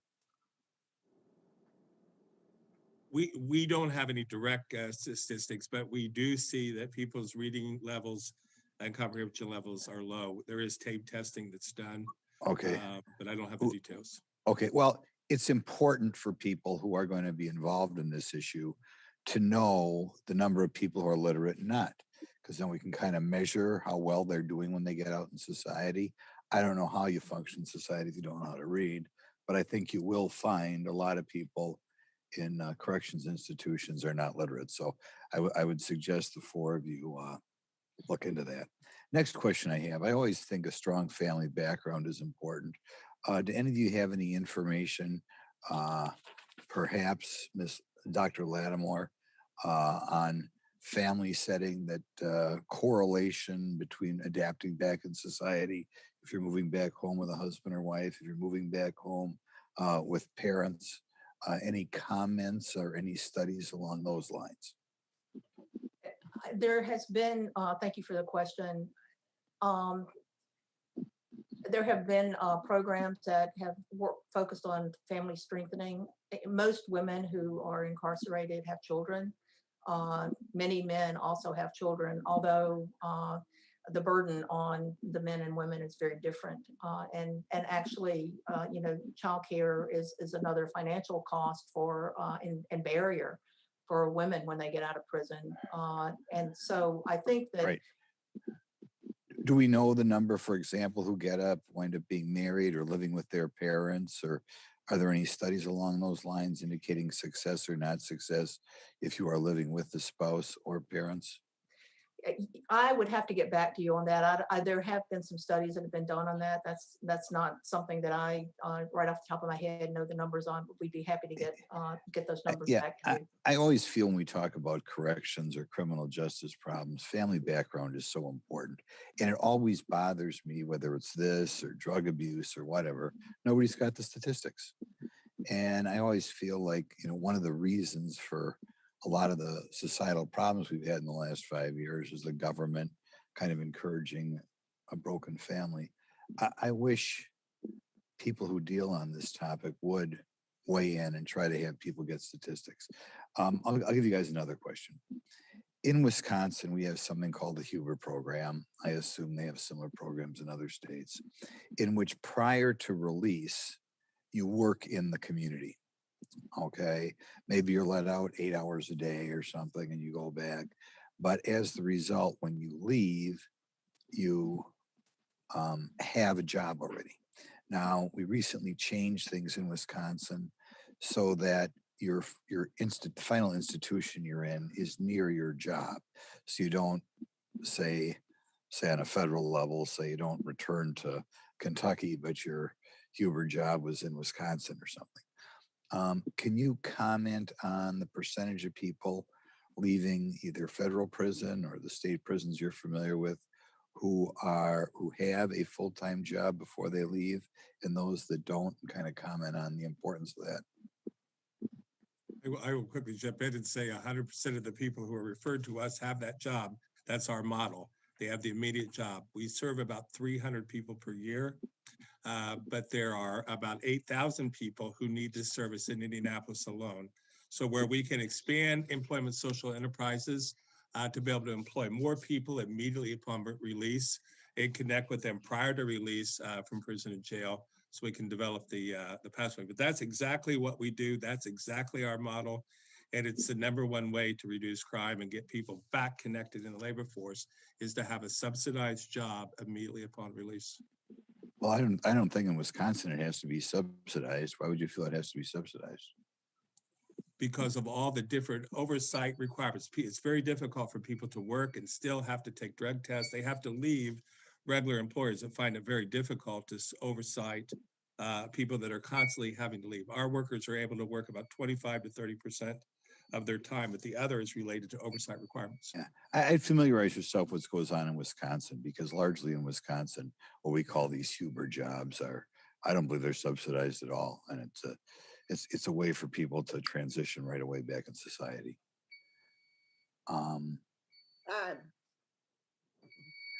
Thank you for giving me another 30 seconds. I appreciate it. Don't say I never was kind. No, I know, I owe you. Yeah. Okay, thanks. Thank you. And now we'll hear from Ms. Edgar Fernandez, New Mexico. Thank you, Madam Chair. And thank you for holding this, because I think what we're looking for is ways in which the federal government and through the use of WIOA can actually support incarcerated individuals so that indeed they're able to reunite with their families and be part of strong families, but that sometimes there's some extra help that is needed, and which, as our Representative Jayapal pointed out, would save money in the end. So I want to focus a bit on women who are involved with the justice system and the distinct challenges that they might have, including employment. Ms. Scott, you touched a bit on that. And also in your testimony, you said that oftentimes mothers must engage with family court and child protective services to reunify with the children, and that homelessness is higher for formerly incarcerated women, especially women of color, than formerly incarcerated men. And then we know that many of the jobs that are available to the most justice-involved individuals, construction, have not traditionally employed significant numbers of women. So Ms. Scott, could you expand a bit on the unique challenges that justice-involved women face with obtaining and maintaining employment, and if you have suggestions on what we in Congress can do to help address those challenges? Thank you so very much, Representative Fernandez, for that question and this lead-in. Yes, I find that we don't talk enough about women in reentry and their challenges. As mentioned, the largest demographic of homeless formerly incarcerated are African American women. And their unemployment rate is at 44%. A lot of that is because their primary focus is on family reunification. And so for many mothers coming out or returning to community, they have to engage with family court. They have to engage with child protective services. So one of the challenges that can happen if an individual chooses to find employment, going to courts, adhering to visitation scheduling, regular drug testing in order to be with your own children do not always complement scheduling at work. The second component is that if you are homeless and you are a mother and you have children, you are actually put to the front of the line for affordable housing. However, so that is a unintended motivation for mothers to focus more on regaining their children, because that will lead to stable housing, prioritizing that process over looking for work. We also should mention the overwhelming number of returning women have domestic violence as a history. And so without really addressing that component, that can become problematic in the workplace if it is not treated. It can manifest itself such as conflict in the workplace. And that's why we recommend cognitive behavioral therapy. And then of course, childcare and many women, more women, particularly African-American women, engage in apprenticeships than men do. However, some of those jobs do not operate during regularly scheduled jobs. And therefore, regularly scheduled childcare isn't always available for a mother who's working the third shift. So I think that there are many things that we should really look at in the ecosystem to support women. Thank you so much. And I want to highlight a program in my district at Messalens Community College. And when I met with them, they noted that 1/3 of their students are incarcerated students from their correctional facility nearby. And they said that they're some of their best students. Ms. Lipmore, can you tell me what the research shows on employment rates being improved after attaining a degree or certificate while incarcerated? You know, what we need to be doing to assist in making sure those community colleges build on that education and connect people with jobs after release. Yes, thank you for that question. And I'm very happy to hear that you've got a really active community college-based program for the individuals in your district. I think where that doesn't happen, where you don't get that coordination, is a missed opportunity. Particularly if those programs can be continued after individuals are released from prison or jail. And I mean, the evidence suggests that individuals with education that actually obtained education during incarceration generally do come out and perform better than others. I would like to quickly too also point out that it's been the experience of our research. This relates to your previous question, that women also come out of prison with many fewer family supports and support of positive peers than men do. And so the women, in addition to all of the challenges that you mentioned before, are facing these additional burdens. They have additional problems, and they're not getting anywhere near the support that men get when they were released from prison. Thank you for your answer, and my time has expired. I yield back, Madam Chair. Thank you. Thank you very much. And now Representative Fulcher from Idaho. Thank you, Madam Chair and Ranking Member, for putting this on. This is an important topic to me and to my state as well. We have a very large demographic where there's been needs for employment for a long time. Dairy segment, large dairies, ag sector and whatnot. Even long before the current immigration crisis, we have been looking at ways to try to improve the percentage of employees that we might have available through incarcerated channels and whatnot. But with that, a question for Mr. Kiesling to start. My state also is in a unique situation because there's been this nationwide wave of marijuana legalization, and virtually every state that surrounds Idaho has legalized marijuana, mostly recreational, with the exception of Wyoming. And we've seen this very significant surge in incarcerations as a result of that. Have you seen that? Does that track in other areas from your perspective?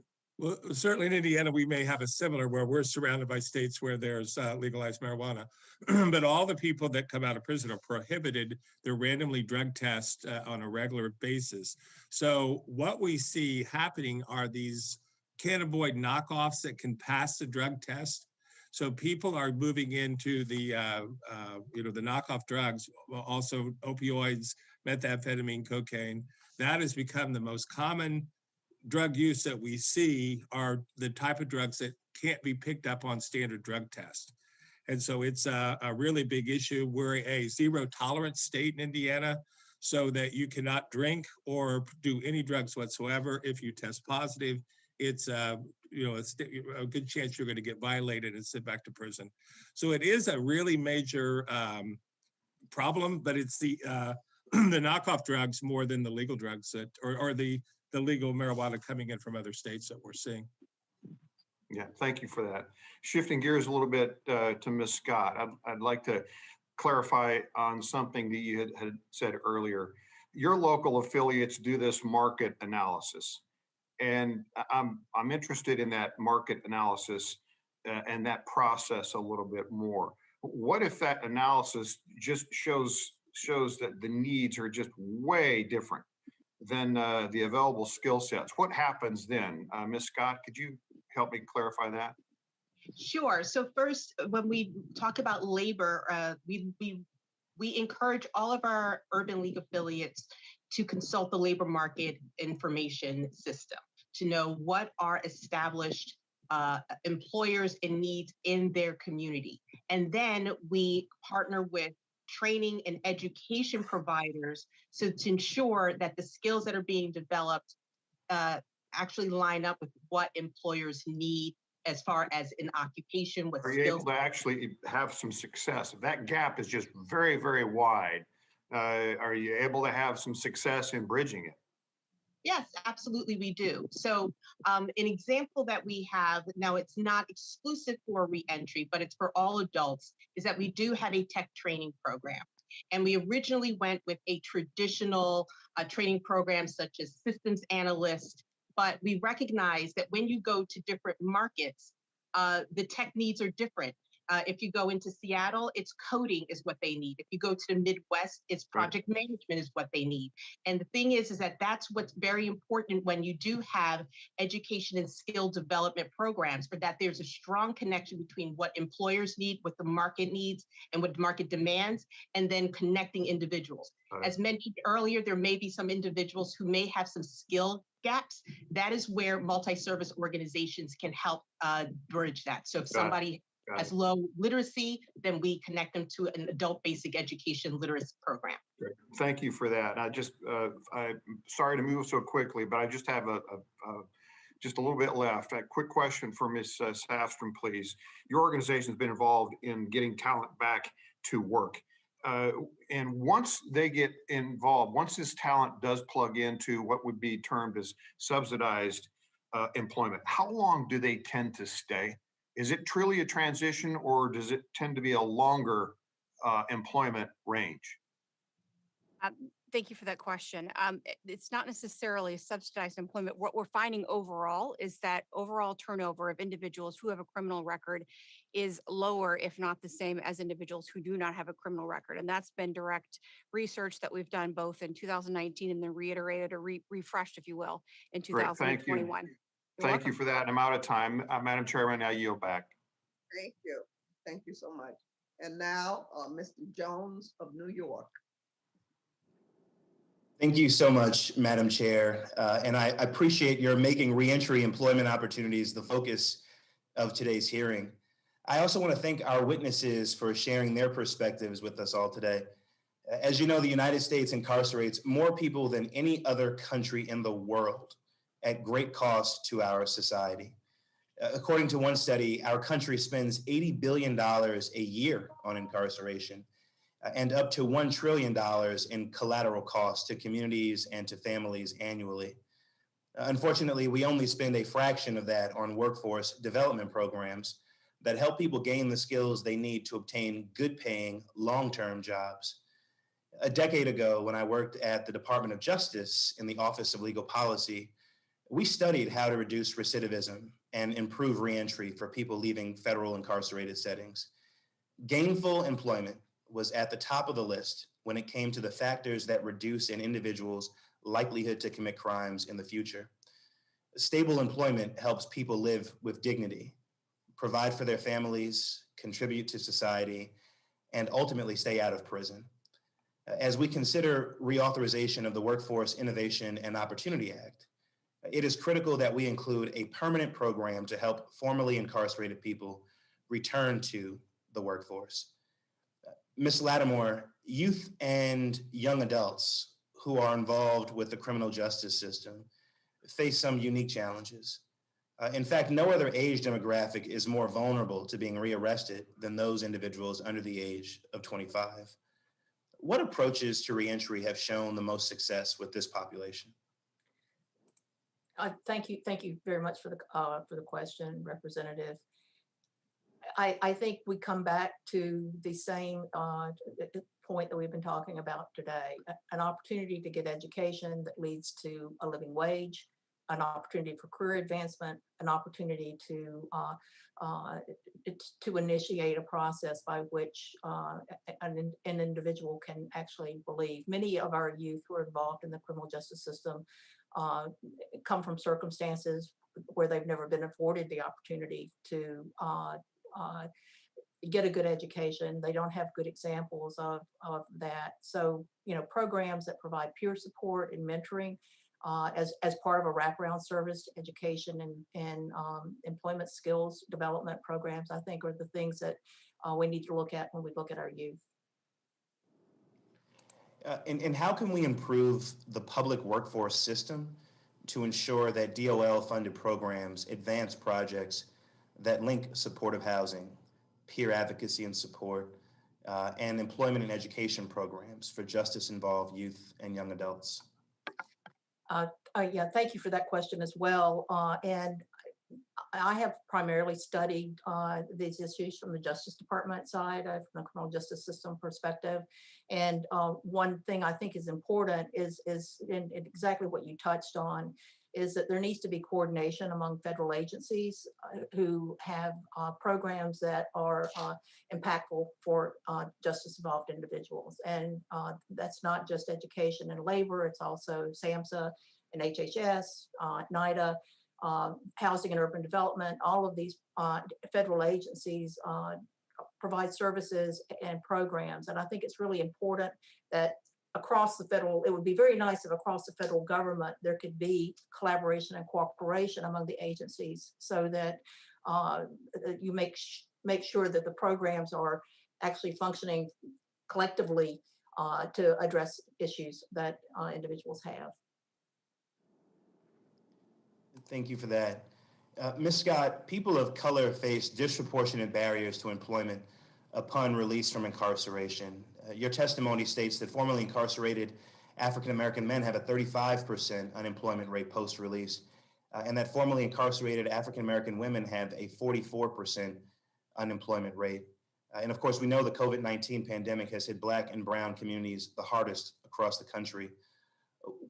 How do the programming interventions offered by the Urban League impact educational attainment, employment, and the likelihood of rearrest? You're muted. Very sorry, rookie move. So yes, we do know that education outcomes has a direct correlation on success re-entering society and as a recidivism against rearrest. What our Urban League programs do, every Urban League is a multi-service organization. So one of the first things that we do, we recommend every program has, is that we do an assessment.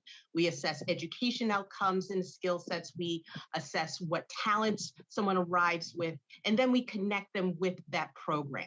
And so for an individual who does not, particularly youth, there are many youth who do not have a high school diploma.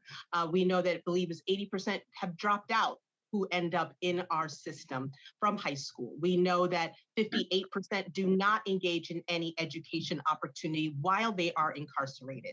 So youth programs should have a dual focus, both education and or employment. If it's education is to obtain that certification, it may then lead to an apprenticeship opportunity or enrollment in a 2-year higher education institution.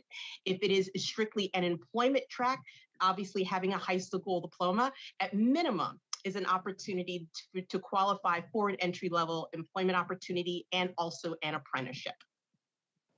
Thank you, Madam Chair, and thank you to the witnesses. I yield back. Now we'll hear from Representative Miller Meeks. Thank you, Madam. Thank you. Thank you, Madam Chair. And I think it's interesting at a time when we're having difficulties with individuals in the workforce, and every employer I talk to is having challenges that are approximately 600,000 offenders are released from prison every year. And recently released prisoners have a 32% unemployment rate. So I think that this hearing and your testimony of the witnesses is extremely timely. One of the things that I've heard from employers in the past as well is that there's challenges with the legal community in hiring previously incarcerated individuals. And I was just wondering if any of the witnesses, but I'll also direct it to Mr. Kiesling, does the First Step Act, or have you heard this as well? And is there action that we need to take? Does the First Step Act help in removing some of this legal liability that employers feel in hiring incarcerated individuals? I think it's too early for us to know. We need more research to really know. But what are, people who are released or put under monitoring, we have 4,000 people under electronic monitoring here in Indianapolis alone.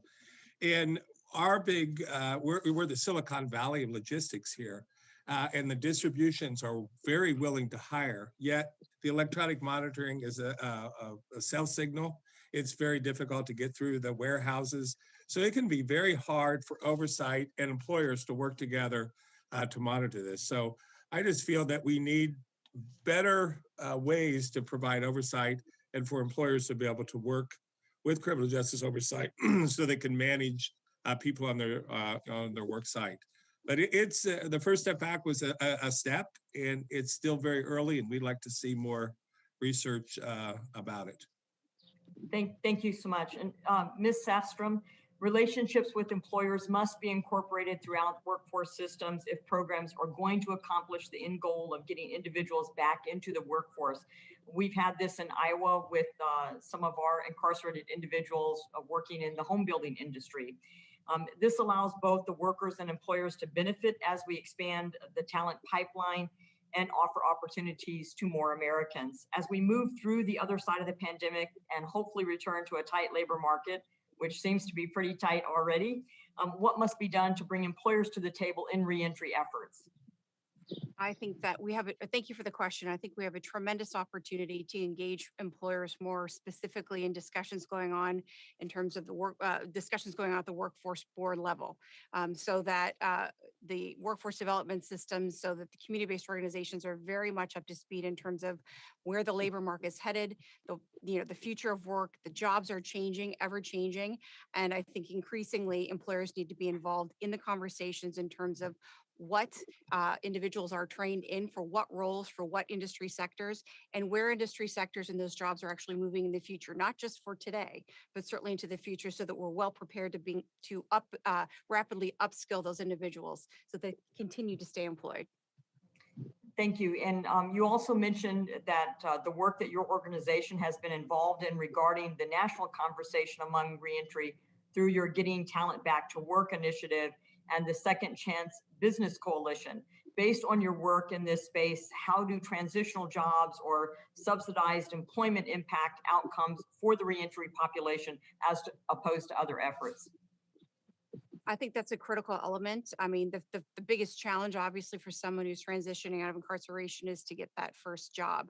And the Second Chance Business Coalition is really a group of large employers that are global in focus, but local in nature, and national in nature. In these particular conversations, we're all starting to ask those very similar questions. And I think as those conversations continue to move forward, that's the perspective we'll be able to bring back as members of the coalition and certainly as members of SHRM. Thank you. And I think you underscored that this is a collaborative effort between the private sector, employers, and government, both at the local, state, and the federal level. So I appreciate that. Madam Chair and Ranking Member Murphy, Dr. Murphy, I appreciate the opportunity to ask questions, and I yield back my time. Thank you so much. And now Ms. Manning of North Carolina. Thank you, Madam Chair. And just a week ago, I was at an event in my community where two gentlemen who had been incarcerated came up specifically to talk to me about the importance of reentry programs, and particularly the wraparound services and what a difference they made in their ability to rebuild their lives. So I really appreciate you holding this hearing today. I'd like to start with Ms. Ms. Lattimore, you mentioned in your testimony that an emerging trend within criminology is to focus on identity change as a critical element in justice-involved individuals' successful transition back to their communities to attain a more positive and productive future. And I understand that research has indicated that justice-involved individuals need and benefit from access to mental health services, including cognitive behavioral therapy, which trains participants to adapt their thinking from destructive thinking to more positive thinking. So I'd like to ask you to elaborate on why access to mental health services, and particularly CBT, is so important as part of reentry employment programs. Yeah, thank you, Congresswoman, for the question.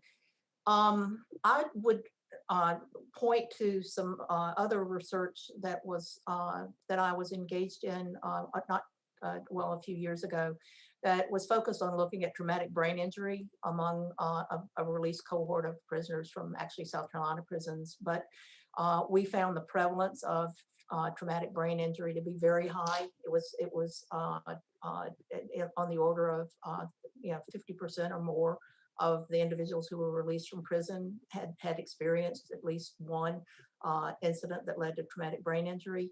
And we know, the neuroscientists know, that individuals who have TBIs are much more likely to be prone to violence, but they also have cognitive difficulties. Many of these are untreated, and so I think that cognitive behavior therapy and other kinds of programs that help individuals regulate their behavior goes a long way to a healthier pathway during the reentry process. It also, if it's acknowledged, can improve even actually behavior while people are incarcerated. But you have to be in a good place. You have to think that that engaging in a certain activity is going to result in a positive outcome in order to be able to move forward. The emerging literature, with cognitive behavior therapy, with educational programs, there's been some work done on fatherhood programs and parenting programs where, again, that's an identity transformation. If someone can see themselves as a parent with the responsibilities that come with parenthood, that kind of transformative activity, in addition to the kinds of transformations that can go on with education, also seem to lead people to try to find the way to be successful. Thank you for that. Ms. Safstrom, in 2021, 84% of companies in manufacturing, construction, and utilities have hired justice-involved individuals, the most of any industries. And these companies' willingness to hire justice-involved individuals has presented great opportunities. So how can we engage other industry sectors to increase their hiring in this population? And what steps could the public workforce development system take to engage industries that have not traditionally been major employers of justice-involved individuals? I think thank you for that question. The industries that you mentioned are very heavily involved in apprenticeship, which is a tremendous vehicle for individuals to either receive training while they're incarcerated, but certainly to go to work for an organization who is demonstrating a belief in that, not just giving them that first job, but really putting them on a career pathway. So I'd love to see some of the success rates between the industries that you just described and the success they have hiring individuals who've been incarcerated in apprenticeship program, and see the benefits or the outcomes of those apprenticeship programs. And I think just an increased awareness of the WOTC for other organizations, continuing the conversation, having these cross-collaborative conversations like we're having and leading at the Second Chance Business Coalition, where there are other industry segments at the table asking how the industries you just described, how they're doing it, what their approach is, will really help facilitate learning and systemic change. Thanks very much. Madam Chair, I yield back. Thank you. Thank you so much. And now, Mr. Good of Virginia. Thank you, Madam Chairman, and thank you to our witnesses for being with us today. My questions will be directed to Ms. Safstrom in just a moment. But first, just to say that Chuck Colson's Prison Fellowship Program and others have estimated that nearly 1 in 3 American adults have a criminal record, some sort of criminal record, which represents some 70 million people. An astounding statistic, and equally alarming, the employment rate for these individuals is some 5 times as high as the general population. However, meaningful employment is one of the greatest keys to reducing recidivism. As a Christian, I believe in the principles of and the need for justice, but I also believe in the transformative power of forgiveness and the second chances that we all desire for ourselves and our loved ones, and that our nation's justice system should have a restorative focus along with the necessary punitive component. While I support being tough on crime, and I'm deeply troubled that we are dangerously failing to address the recent surge in violent crime that's skyrocketing across our American cities in the past year, I also strongly support the Trump administration's historic achievements in negotiating and signing into law the First Step Act. So, Ms. Safstrom, as we consider reforming our reentry programs, what were the benefits of and the lessons learned from the Trump administration's First Step Act? You know, I'm an expert in the work of the Sherm Foundation, certainly, but not necessarily an expert in that particular topic. But I'm happy to confer with my colleagues and get back to the committee. Well, I think it's clear that the Trump administration was a leader in this area and again made tremendous progress in dealing with many of the issues that we're discussing today with the First Step Act that was passed. And I don't think that that the prior administration, rightfully been giving that credit to that. So do we have another one of our witnesses who would like to speak about what those successes were and what we can perhaps improve upon from the First Step Act as we try to update our programs? Is another witness that would like to speak to that? I certainly hope we will expand the amount of funding in the RIO program because we think employment social enterprises can benefit and help people as they come home to get immediate employment. And, you know, I'd like to just quickly comment, you know, I wear a gold star. We lost our son in the Iraq War on 2009. And traumatic brain injury and post-traumatic stress, as we looked out at what our soldiers and our son faced, we realized that those coming home from prison have had more bullets around them over their head. Our son died by suicide in the Iraqi war theater on June 19, 2009. And we think there's this tremendous opportunity to begin to understand mental health and how the trauma of prison, the trauma that communities that people live in, are affecting their brain functioning and the trauma that they have to overcome. So we just feel it's so critically important we help individuals when they come home. And we're very happy because June 19th was a very terrible day for us, but now we're excited it's going to be Juneteenth and a holiday. That just like our clients have to take something awful they've done and transition into something good, that's what we're going to do as a family. We're going to take this tragic death of our son on June 19th in 2009 and turn it into a celebration of moving forward. So thank you for the opportunity to speak about my son and his service to our country. Mr. Kiesling, thank you for joining into the question there and for offering your response. And we, as a nation, owe a great debt to the service and the sacrifice of your son and so many others.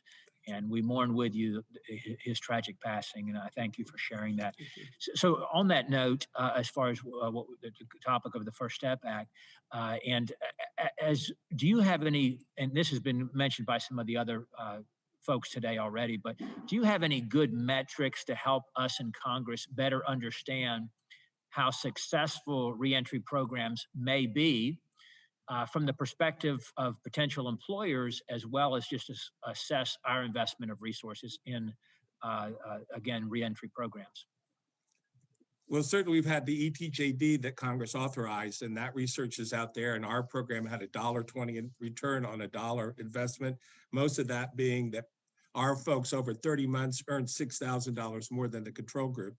But RTI is doing tremendous research, as are many other the research firms out there. So I think it's really critical that in any reauthorization, we continue to have these random control trials where there's a treatment group and a control group, and the two can be measured against one another. One final question. So you're saying that those who receive support from programs such as these have on average, a $6,000 per year higher earning than those who are on their own reentering the workforce after having been incarcerated. Over 30 months, they made $6,000 more, and they had a significant less violent crime that they participated in. Okay, thank you, sir. And I yield back my time, Chairman Wilson. Thank you so much. And now, Ms. Omar of Minnesota.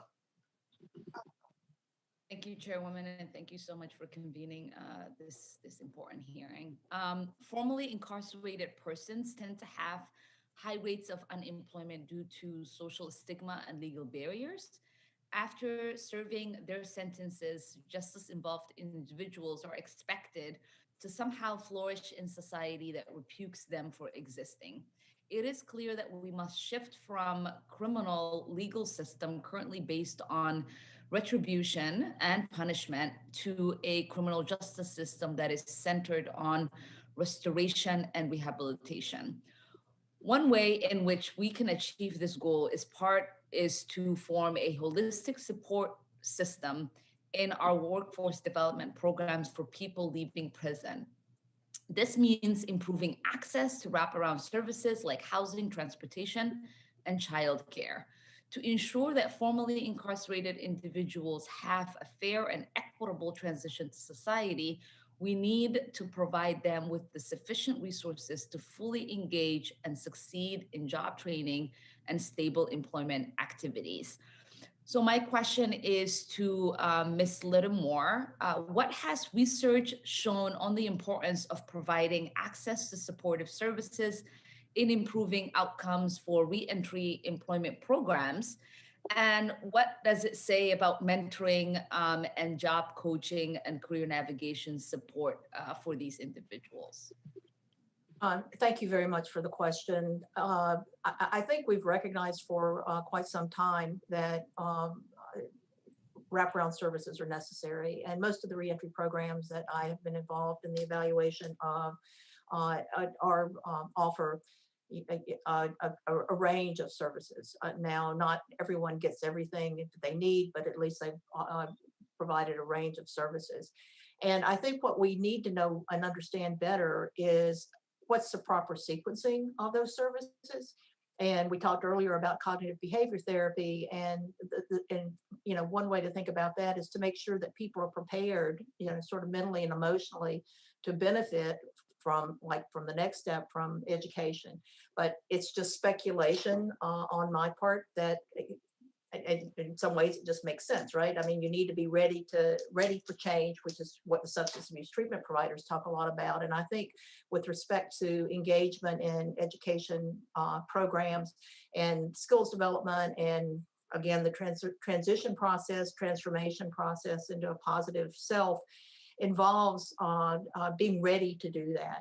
And we really actually know very little about what programs, in what order, and how much. And that's why there needs to be care taken in the construction of these programs. In my testimony, I talked about a 1 or 2 year grant period is not long enough to put together complicated programs, refine them, and get them to a point where you'd have reasonable expectation that they would be effective.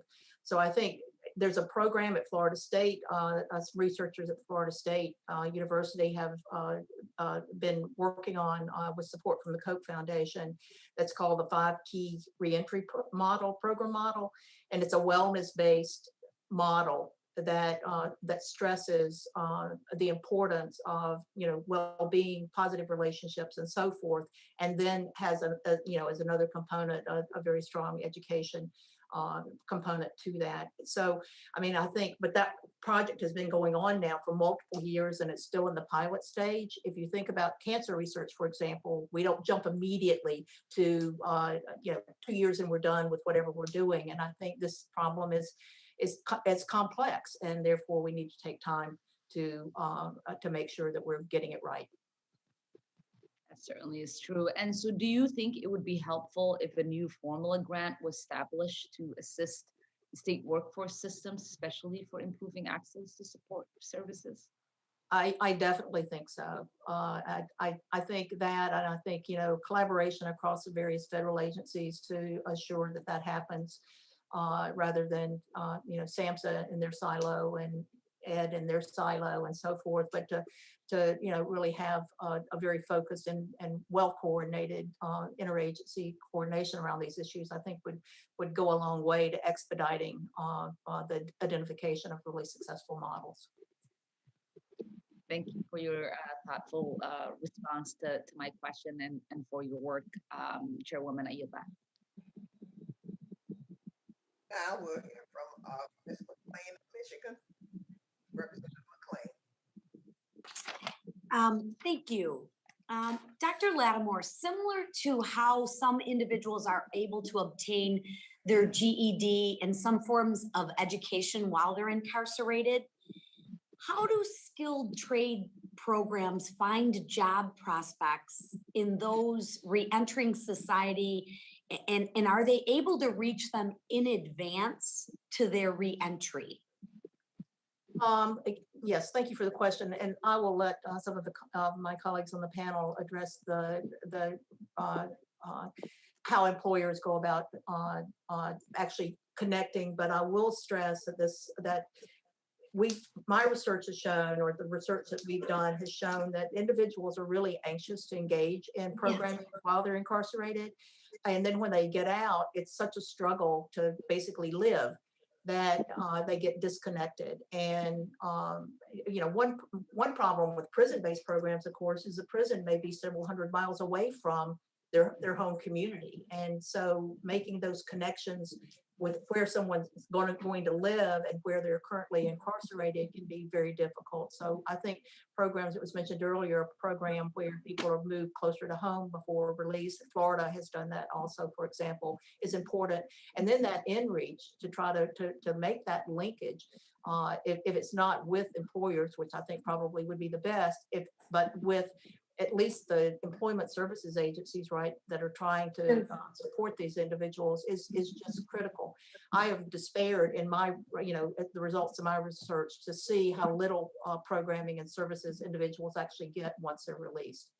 It's very, well, for me personally, it's just been kind of disheartening. It's like, you're talking about a program that's focused on reentry, and then it's just so difficult because of individuals struggling with living to keep them engaged in services post-release. So if I hear you correctly, it's not that they're not getting the training while incarcerated. There are programs and they are getting trained.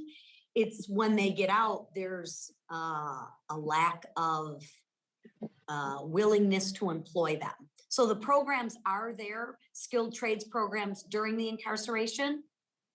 There are some, and it's highly variable. And I think the other issue, and again, I'm sure that Tracy or Wendy or Greg could respond to this from their own experience with their organizations. But the issue is matching the training to the available job opportunities in the community that individuals are going to return to. And so many of our the quality of in-prison programs is highly variable, and I think people can come away with some basic skills. I like to think about it from the standpoint that individuals can start their training while they're incarcerated, start their education processes while they're incarcerated, with an expectation, as is true for all of us, that lifetime learning is really something we all need to do now. And so to facilitate that is really important. I want to make one other point related to some of the things that we've talked about the difficulties faced by individuals when they're being released, by mentioning something I'm acutely aware of, which is that many of these individuals, in addition to facing challenges with respect to housing and transportation and so forth, come out of prisons or go on probation with owing considerable court fees, fines, and the fees and fines that they're charged. In some places you have to pay $60 a month as someone who's on probation. And $60 doesn't sound like a whole lot to us, but for someone who's struggling to find employment, to find housing and so forth, it's just yet one more barrier that individuals face. So if I hear you correctly, what you're saying is even with a skilled trade, that's not addressing the issue. we need to address the other issues before we address the skilled trades issues? Well, I mean, I think that we need to address, we need to make sure, and just because there's some education provided in prison does not necessarily mean that that education is actually preparing someone to enter a skilled trade. And there certainly needs to be much more connection on that point, that we need to make sure that the skills that are being taught are actually skills that are marketable in the community. And we've talked about stacked credentials, and we talked about, you know, career advancement. So I think that you need to set people need to be set on that path. But in addition to that, the discussions about wraparound services and making sure that the services are properly sequenced so that people are ready for treatment. I think, you know, we need to learn a lot more about that, and rather than it being piecemeal. And again, just to come back to the point that that takes time. You know, it takes more than a 2-year grant program to figure out. It takes time and it takes money, right? And it takes money. Yeah, that's right. That's right too. Okay, ABC, thank you. Any job, better job career. Yeah, if I could add one very quick point. The top 3 apprenticeship programs in prison are in maid housekeeping and in cooks and institution and animal trainers. Not all of those jobs are amenable to all markets, but if you look at apprenticeships post-release, you look at the top placements for apprenticeships are on electricians, construction, and plumbers. So while there are programs that are pre-release, they're not connecting to what the market Right, demands. there isn't a match. There isn't a match there. Okay, thank you. We have to adhere to the time. We have so many members who have not spoken, and these same questions are going to be asked. So please adhere. Let's respect each other's time. Mr. Bowman, our Vice Chair of the entire committee of New York. Thank you, Madam Chairwoman, and thank you to our witnesses for being here today. Ms. Scott, thank you for your testimony before the committee and the work you do to support justice-involved individuals. I represent New York's 16th District, which includes parts of Westchester County and the Bronx, where I was a principal. So I'd like to start off with a question about the people you serve before they come to you and before they were incarcerated. Having worked directly with students for the greater part of my career, I know that students need counselors, not cops. When there's an increase in law enforcement present, there is also an increase in interactions with law enforcement. And those interactions, unfortunately, are disproportionately negative, harmful, and potentially deadly for Black and Brown students. If you had to estimate how many individuals in the National Urban League's Reentry Jobs Program first got involved in the justice system while they were a student in school, how would you estimate that? Thank you for this question, Representative Bowman. That number I am not prepared research to do. What I will add are that those urban communities that are under-resourced do have an outsized ratio between guidance counselors and students. It's double that what it should be, and it's even worse in urban communities. So youth who are engaged and are looking for an opportunity do not have an assigned professional to help lead them into an opportunity. The second bit, and I'm very grateful that you bring up the Bronx and some of the more struggling communities that are in New York City, is that we don't talk about gang involvement, labor trafficking, and sex trafficking, and that these contribute to high school dropout rates and usually precipitate the first engagement that young people have with law enforcement. And that shapes how they see their community, how they engage, and their value that they do have in their community. What the National Urban League and its affiliates do, and that's where we engage with having out of school time programs that are available. We support summer youth employment activities that contribute to not only job skill development, but also needed income in poverty-stricken communities so that it helps individuals and families. Thank you. I also wanted to ask, the school to prison pipeline disproportionately impacts Black and Brown students, and it is particularly damaging for students of color with special needs. What supports have you found to be especially important in helping individuals find employment when they may have special needs that have been unsupported for quite some time? I'm so very glad that seems like it might be left field, but it's something we don't talk about. First, when we do talk about individuals who may have learning disability or cognitive diversity in the low income communities such as Hispanic or Latinx and African American communities, many go undetected because there are no programs they cannot afford a simple assessment. So those individuals, those young people go through school having a learning disability, having different needs that go unmet. If an individual or a young adult decides to take their high school equivalency or GED, if they are diagnosed with having a learning disability, they get extra provisions to complete the test. But if they do not have that designation, they do not have that authority to complete their GED. So the first bit is on assessment. The second bit is on funding those programs so that those individuals who are not financially in a place to privately pay for those services, that is available to them. And that also is one of the contributing factors to a young person engaging in unhelpful, antisocial behavior in their communities. I don't have much time. I just had a quick general question. We could start with Ms. Scott and go all the way around. How much of your work is driven by ACEs, adverse childhood experiences, and the research related to ACEs? Just a quick go around, starting with Ms. Scott. Yep. So all of our programs are case management based, and it all centers on an assessment that actually includes information for ACEs. I would say 100% of those we serve have been impacted by adverse childhood experiences, and like the trauma that our son went through with his traumatic brain injury. These are big things that we've got to address. Yeah, I would agree 100% with that. I think it would involve almost everyone who goes through certainly who goes through our prisons. And back to your question about youth, I will point out that most of the prison studies that I've done, the average age of first arrest is somewhere between 15 and 16. So, so that's pretty young.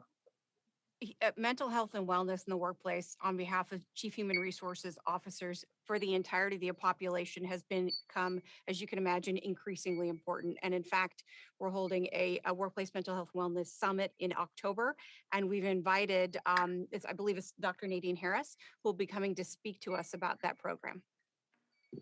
Thank you so much, Madam Chairwoman. I yield back. Now Representative Harsh-Barger from Tennessee.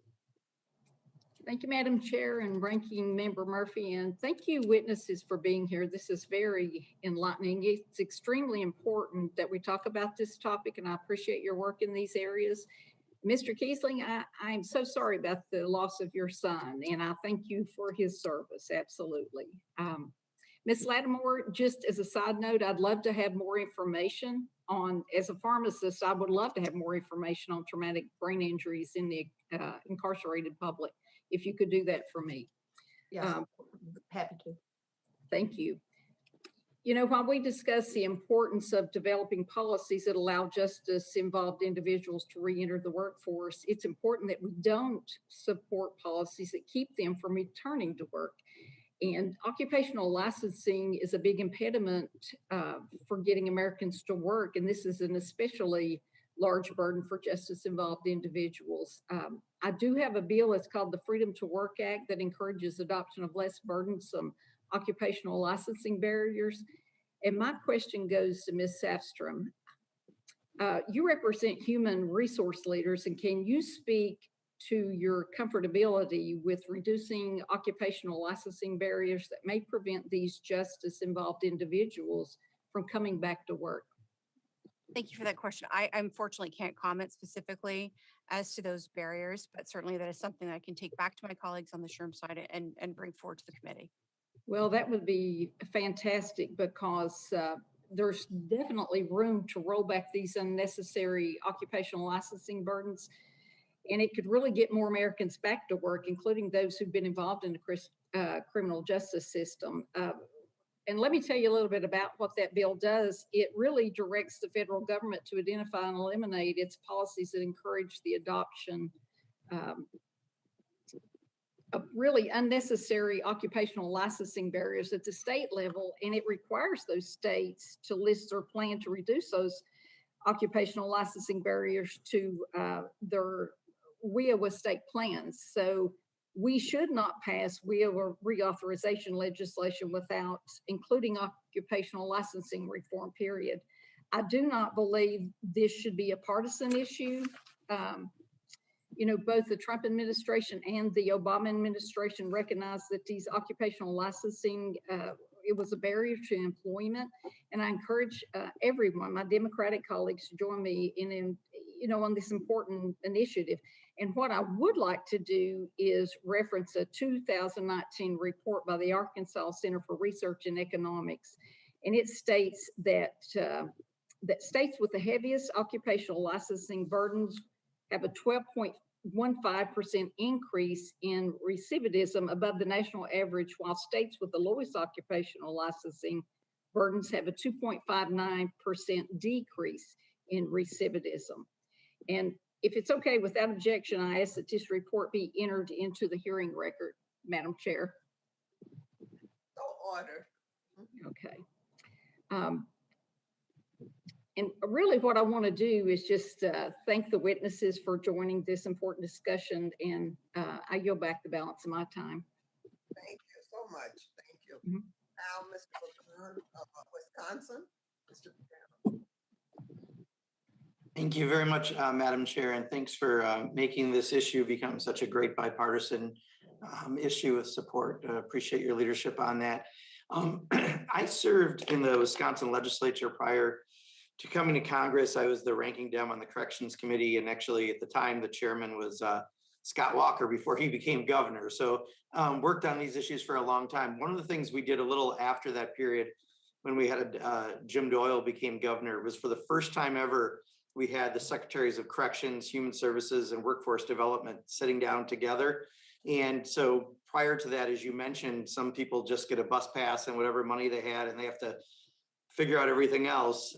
We kind of made sure that people had, if you had mental health issues, you had your medications, that we made sure people had an ID, because something as simple as getting that ID for opening the bank account and everything else really mattered. So I guess I'm trying to get an idea, how wide of a variety of different experiences do people have state to state on that very first step of transitioning out, what they're actually getting from the respective states that they may have been housed in? And I know Ms. Scott and Ms. Lattimore, you both talked about this a little bit. So if you both wouldn't mind addressing it. Thank you for that question, Representative Pocan. It's a very large question, and so one I'm not prepared to give, but it's something that we can. We have 91 affiliates, and so we have quite a robust response that we can provide to you. Great, thank you. And I will say, I've probably conducted research related to prisoner reentry in at least 25 states over the course of my career. And I can say, I mean, I agree with Ms. Scott, it's a very complicated question, but there's huge variability. You know, I mean, even something so simple as some states have halfway houses and other states don't. Right. Mm-hmm. Some states have work release and other states don't, you know, so even on these big major components of what a lot of people would think are normal, you see huge variation. And, you know, I commend Wisconsin for beginning to tackle this problem. I think that's really important, because a bus ticket really doesn't carry people very far. And so I think that's really good. I mean, we can get more details on the variability across states, but I will just tell you that it's huge. And Congressman, here in Indiana, we actually had a meeting with our state legislature, and we used Wisconsin as a model that we hope we could do more of. So thank you. Well, and I guess, you know, to the three of you who answered the question, I mean, should we have some minimal standards? Right? Because prior to that, we didn't, right? We had that bus ticket and that was it. And clearly that puts people at such a disadvantage to that very first step out, to be able to do things. You know, as we're looking at this, is there anything that, you know, you might recommend in this area? Yes, I would.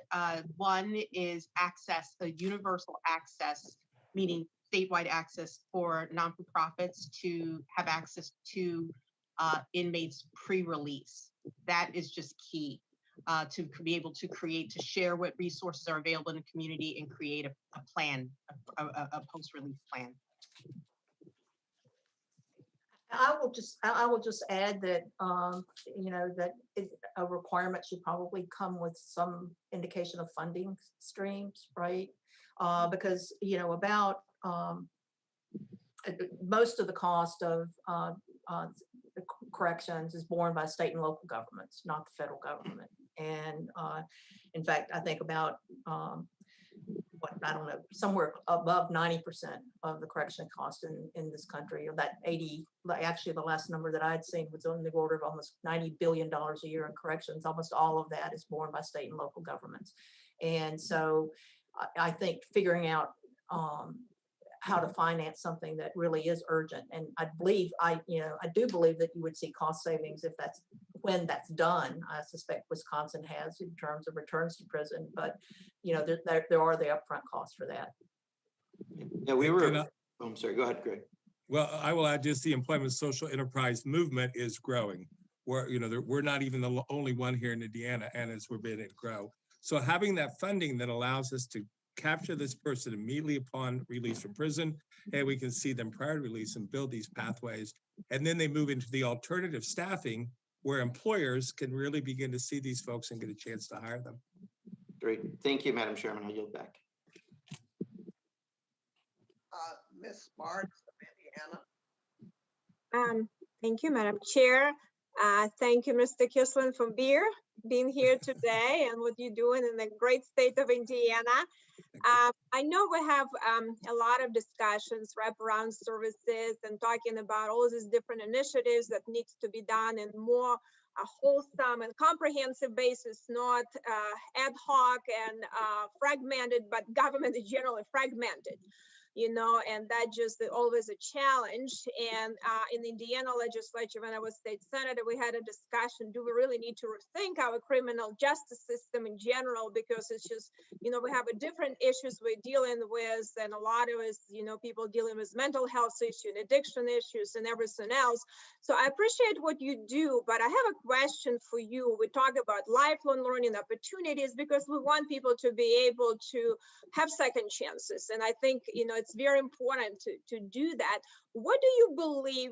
Are there mechanisms that you believe exist for people to do this lifelong learning, or what is the obstacles you see mostly why people go back in criminal justice system and don't stay, as a successful member of society? Well, I think the most important thing that people do is to have a job. And so when you have a lot of barriers, with your educational levels and things like that, we need to address them. But there are a lot of jobs, as you well know, all through central Indiana here.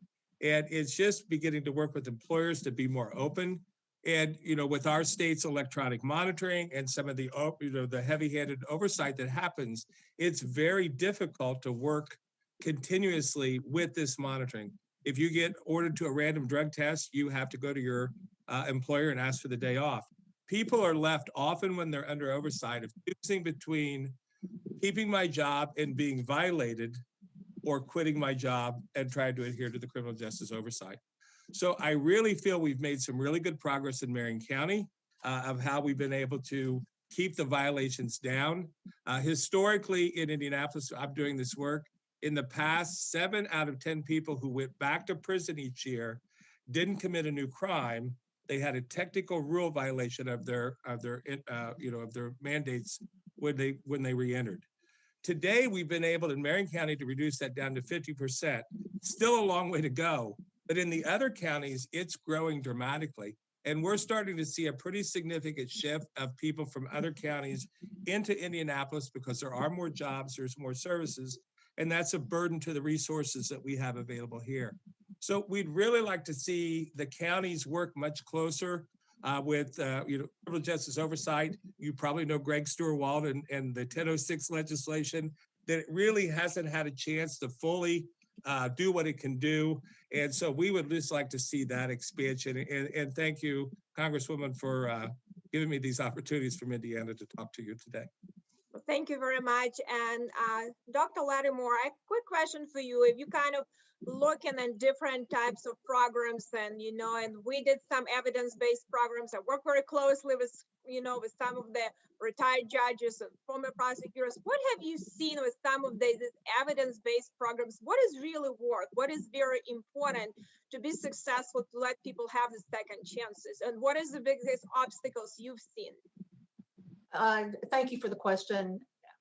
I think we've touched on much of it today, and I repeat what Mr. Kiesling said, that people need jobs, they need work, and they need the programming that will help them be able to get the credentials, to be able to have an opportunity for a career. I think that basically pointing a path for individuals so that they see that there's that there is a light down at the end of this road that is going to be positive and productive for them. I believe those are the kinds of things, and these are exactly the kind of programs that the WIOA is focused on promoting. And so, I mean, I think that that is one piece of it. I also appreciated Mr. Kiesling's discussion about technical violations. I have another project that's looking at community supervision and changes and reform to community supervision across the United States, what states are doing to try to improve that. Technical violations are a source of that, and the length of time that people are on supervision, those two things combined to generate a large number of individuals going back to prison. So I think we need to be thankful or thoughtful about the conditions that are actually imposed and make sure that they don't do more harm than good. Thank you. I actually looking at supervised release at the federal level. So thank you very much. I yield back. Thank you. Thank you so much. And now we'll hear from our distinguished Chairman Scott, Virginia. Thank you, Madam Chair. And I want to thank all of our witnesses for their testimony. And first wanted to add to the list that the gentleman from Wisconsin mentioned about the unnecessary bureaucratic barriers. One is trying to reinstate your Medicaid coverage that you gets cut off. When you get out, you have to sign up. There's a waiting period. And if you've got a chronic disease or something like that, it's just an unnecessary barrier. If you can keep your Medicaid active, you don't need it while you're in prison, so you're not filing any medical charges. But that's just another barrier. There's legislation that I've introduced to try to fix that. To Ms. Scott, if the Urban League works as a vendor for apprenticeships and reentry, can you talk a little bit about the intersection between reentry and apprenticeships on pre-release programs, and also whether or not there would be a problem if there is additional funding for the Urban League to scale up to be able to serve more people? Thank you so very much, Representative Scott, for that question. Great last name, by the way. When we do talk about apprenticeship and reentry, I mentioned it a little bit earlier, that we do see racial participation in apprenticeships differ for those who are currently incarcerated into apprenticeship program. For those that do participate, I believe the exit rate for apprenticeship among African Americans, I believe, is $17 an hour compared to their white counterparts, and that's $26 an hour. And a considerable reason for that is because of reentry of those who are currently incarcerated enroll in an apprenticeship program at an entering rate, a salary wage rate at 47%, $47. And then when they exit, it's at $1.47. Individuals who are in in apprenticeships that are not incarcerated make considerably more, $36 an hour. So that's the first thing we need to talk about, is the racial wage gap in apprenticeships. The other bit, what is helpful when working with national intermediaries, are that apprenticeships are not just in one space, they are national. And there are many trade unions, trade associations and unions that are national, and working with having partnerships with the National Urban League allows us to connect to individuals, to introduce them into an apprenticeship opportunity. The National Urban League runs its own pre-apprenticeship program that actually prepares individuals to qualify for apprenticeship, and that's a barrier itself. So it mentioned driver's license, that can be a problem. Obtaining a high school diploma, that can also be a challenge too. And so working with national intermediaries, we're able to do that, be able to scale up. It's very easy for us to pop up in any one of our 36 states where the National Urban League is, and ensure that there's a stronger connection to apprenticeships and stronger readiness for it. Thank you. Mr. Kesling, a question came up earlier about legal liability. Is a bonding authority available to businesses that want to protect themselves? There is the federal bond, but it's used very limited. One of the things that we've done here in Indiana, we have passed negligent hire legislation. However, the insurance companies are not based in Indiana, and so insurance companies really drive the liability, and it's just wrong. That sounds like something we need to fix. Oh, thank you.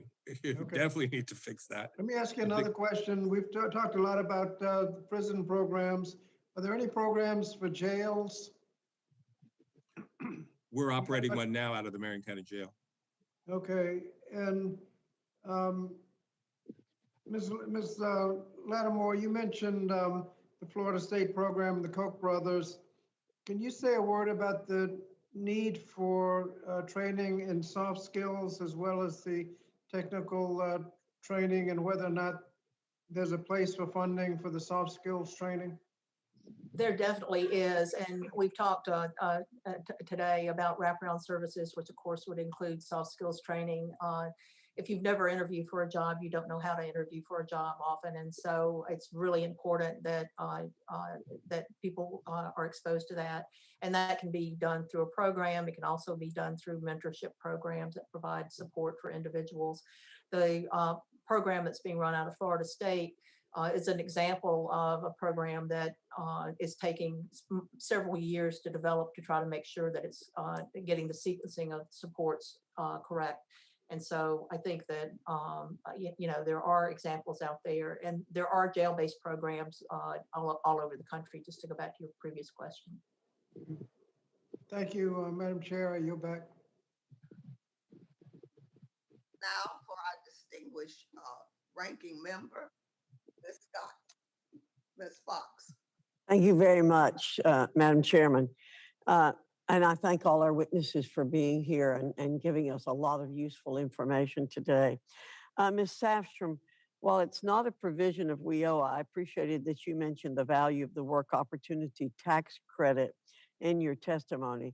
If we want to effectively use taxpayer funds, we must ensure that we're taking into account existing programs and benefits. This includes not just this tax credit, but also other programs intended to support re-entering citizens like Second Chance Pell or those programs operated under the Second Chance Act. Is there a particular area we can focus on as we work to reauthorize WIOA that would allow that law to build upon the successes of re-entry efforts rather than duplicating what is already being done?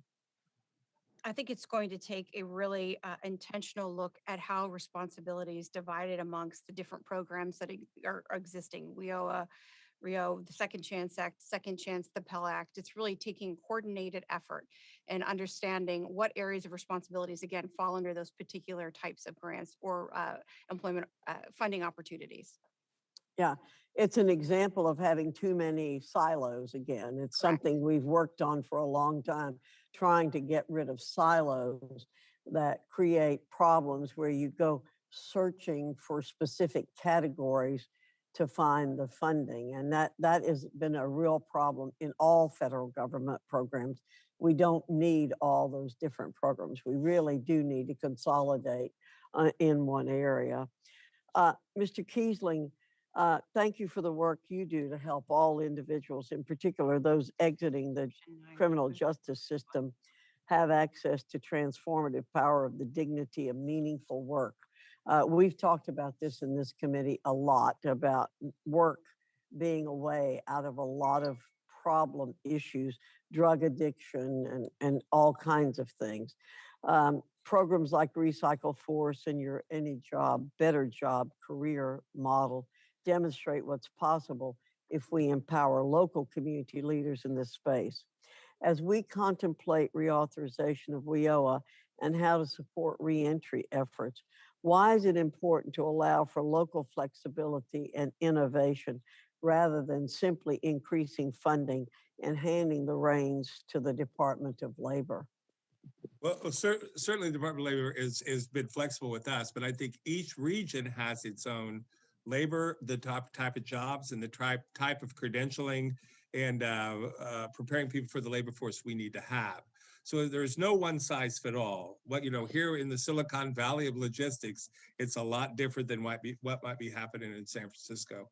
So I think that we need that flexibility, and I'm very happy that the RIO program has provided us that flexibility. We've been working now with them over 10 years. And I can't tell you, how fun it has been to watch some of the people transition out and retire. The new blood that's come on at RIO now that is really, really innovative and good thinking.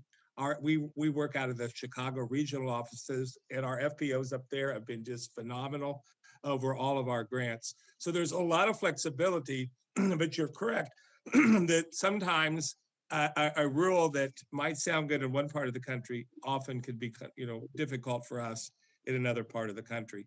And so where we can build bridges between or connections between these silos so we can begin to work across the various issues that we face would be very, very helpful to us. Well, thank you very much. And again, I want to thank all the witnesses for being here today. And Madam Chairwoman, I'm going to yield back. Thank you. Thank you so much. And now, Mr. Castro of Texas. Thank you, Chairwoman. COVID-19 has shed a light into how critical a role the workforce system plays in our communities, as we've been discussing today. And this is especially true for justice-involved individuals who face great challenges in reentering the workforce system. In my own district of San Antonio, our workforce system works with a number of community partners to fund free Finnish recidivism through education, employment, and divinity, Texas. Free Texas helps those in our criminal justice system have access to employment and education advisors, life coaches, and frontline advocates who have firsthand experience with the justice system and who can connect these folks to employers. It's a rigorous program, but it sets them up for success. So I have a few questions. Ms. Safstrom, as my community has shown, local workforce development boards play a large role in connecting justice-involved individuals to job opportunities. How have employers who are interested in hiring these folks worked with the workforce development boards to recruit justice-involved individuals and support their education? And what recommendations do you have for how the public workforce development system could be a more effective partner in promoting employment for these folks? I think there are instances where employers can do a much better proactive job of reaching out to the workforce investment boards and asking to become active members of said board so that they can advise as to the types of industry sectors, the types of jobs, not only, again, as I mentioned before, but not only for today, where they see things going for the future. And I think that in some instances, employers have been very involved, in other instances, not as much as they could or would like to. And I think that's part of the education process that we have on our plate in terms of connecting with our membership. We have over 300,000 members. The majority of them are here in the United States, and it's connecting with them and reinforcing the importance of those workforce boards, how those dollars are invested and how decisions are made so that we can contribute to those informed decisions. Thank you. That was my only question. I yield back. Thank you. Thank you very much. And now, Ms. Bonamici. Thank you so much, Madam Chair. Thank you, Chair Wilson and Ranking Member Murphy, and thank you to the witnesses for your testimony. We know workforce programs and registered apprenticeships are often life-changing opportunities. And in Northwest Oregon and the district I'm honored to represent, one of our regional pre-apprenticeship programs is called Constructing Hope.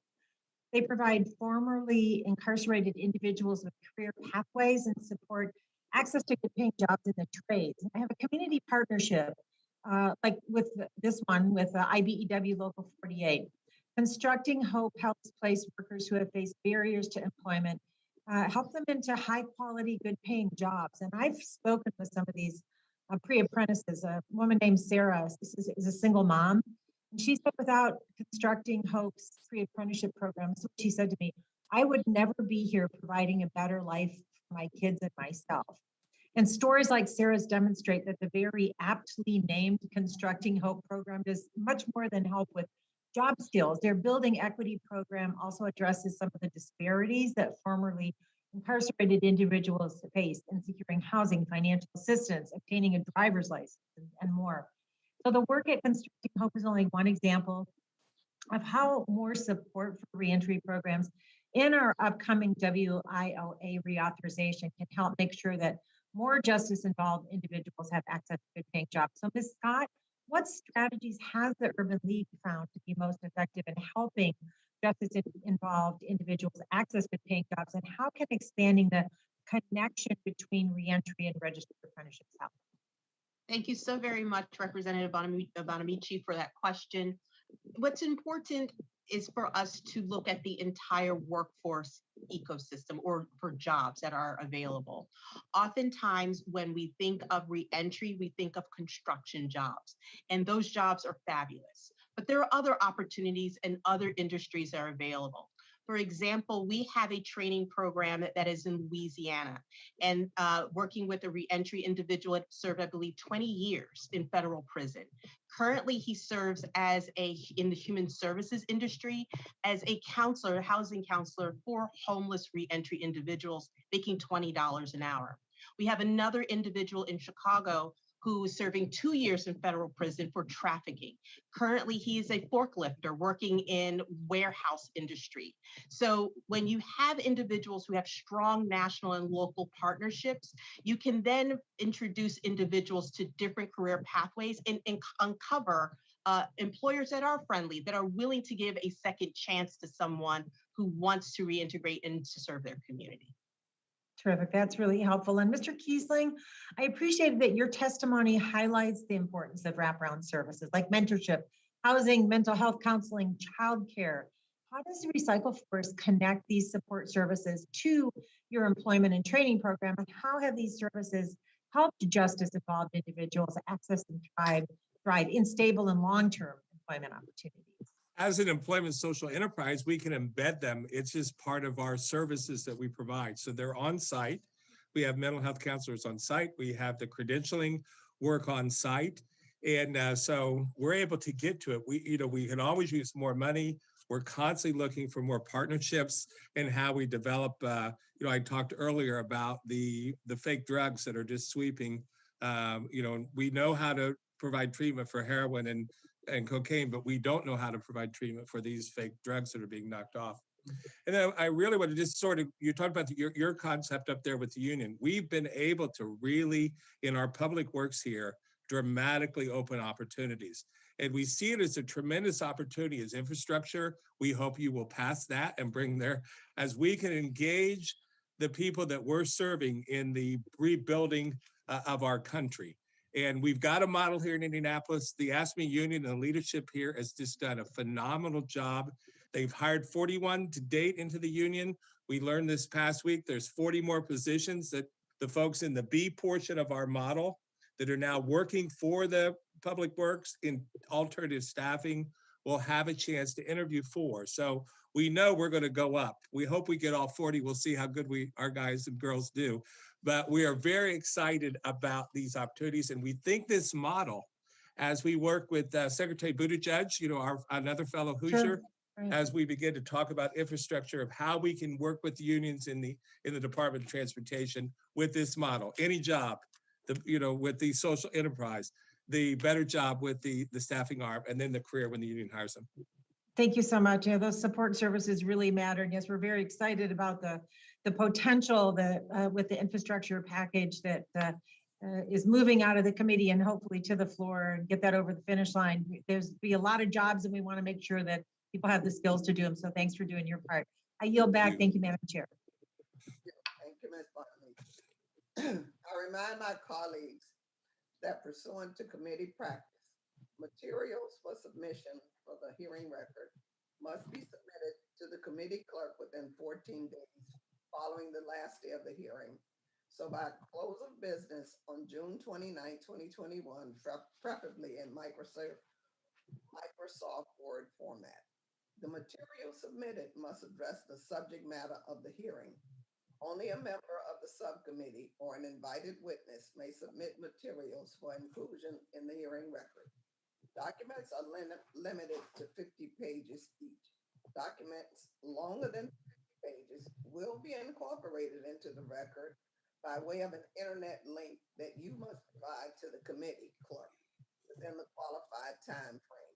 But please recognize that in the future, the link may no longer work.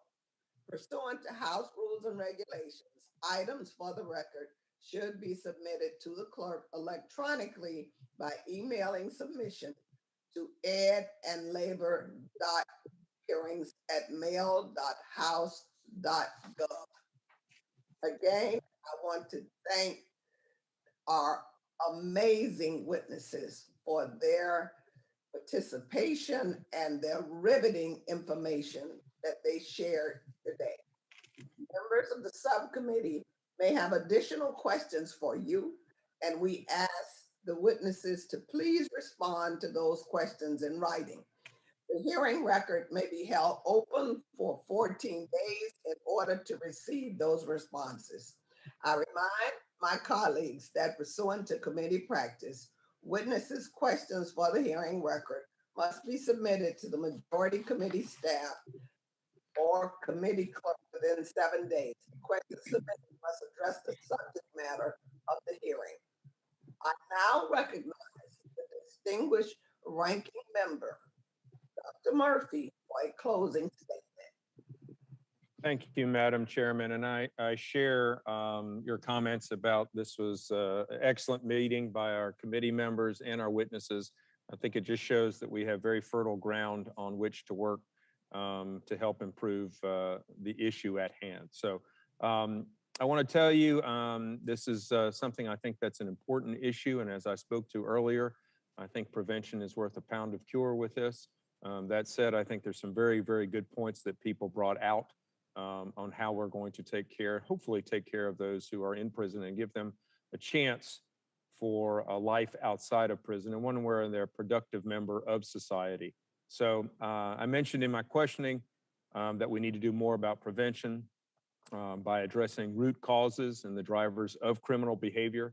However, as I said, we must ensure that second chances are given to ex-offenders. That is what our nation does.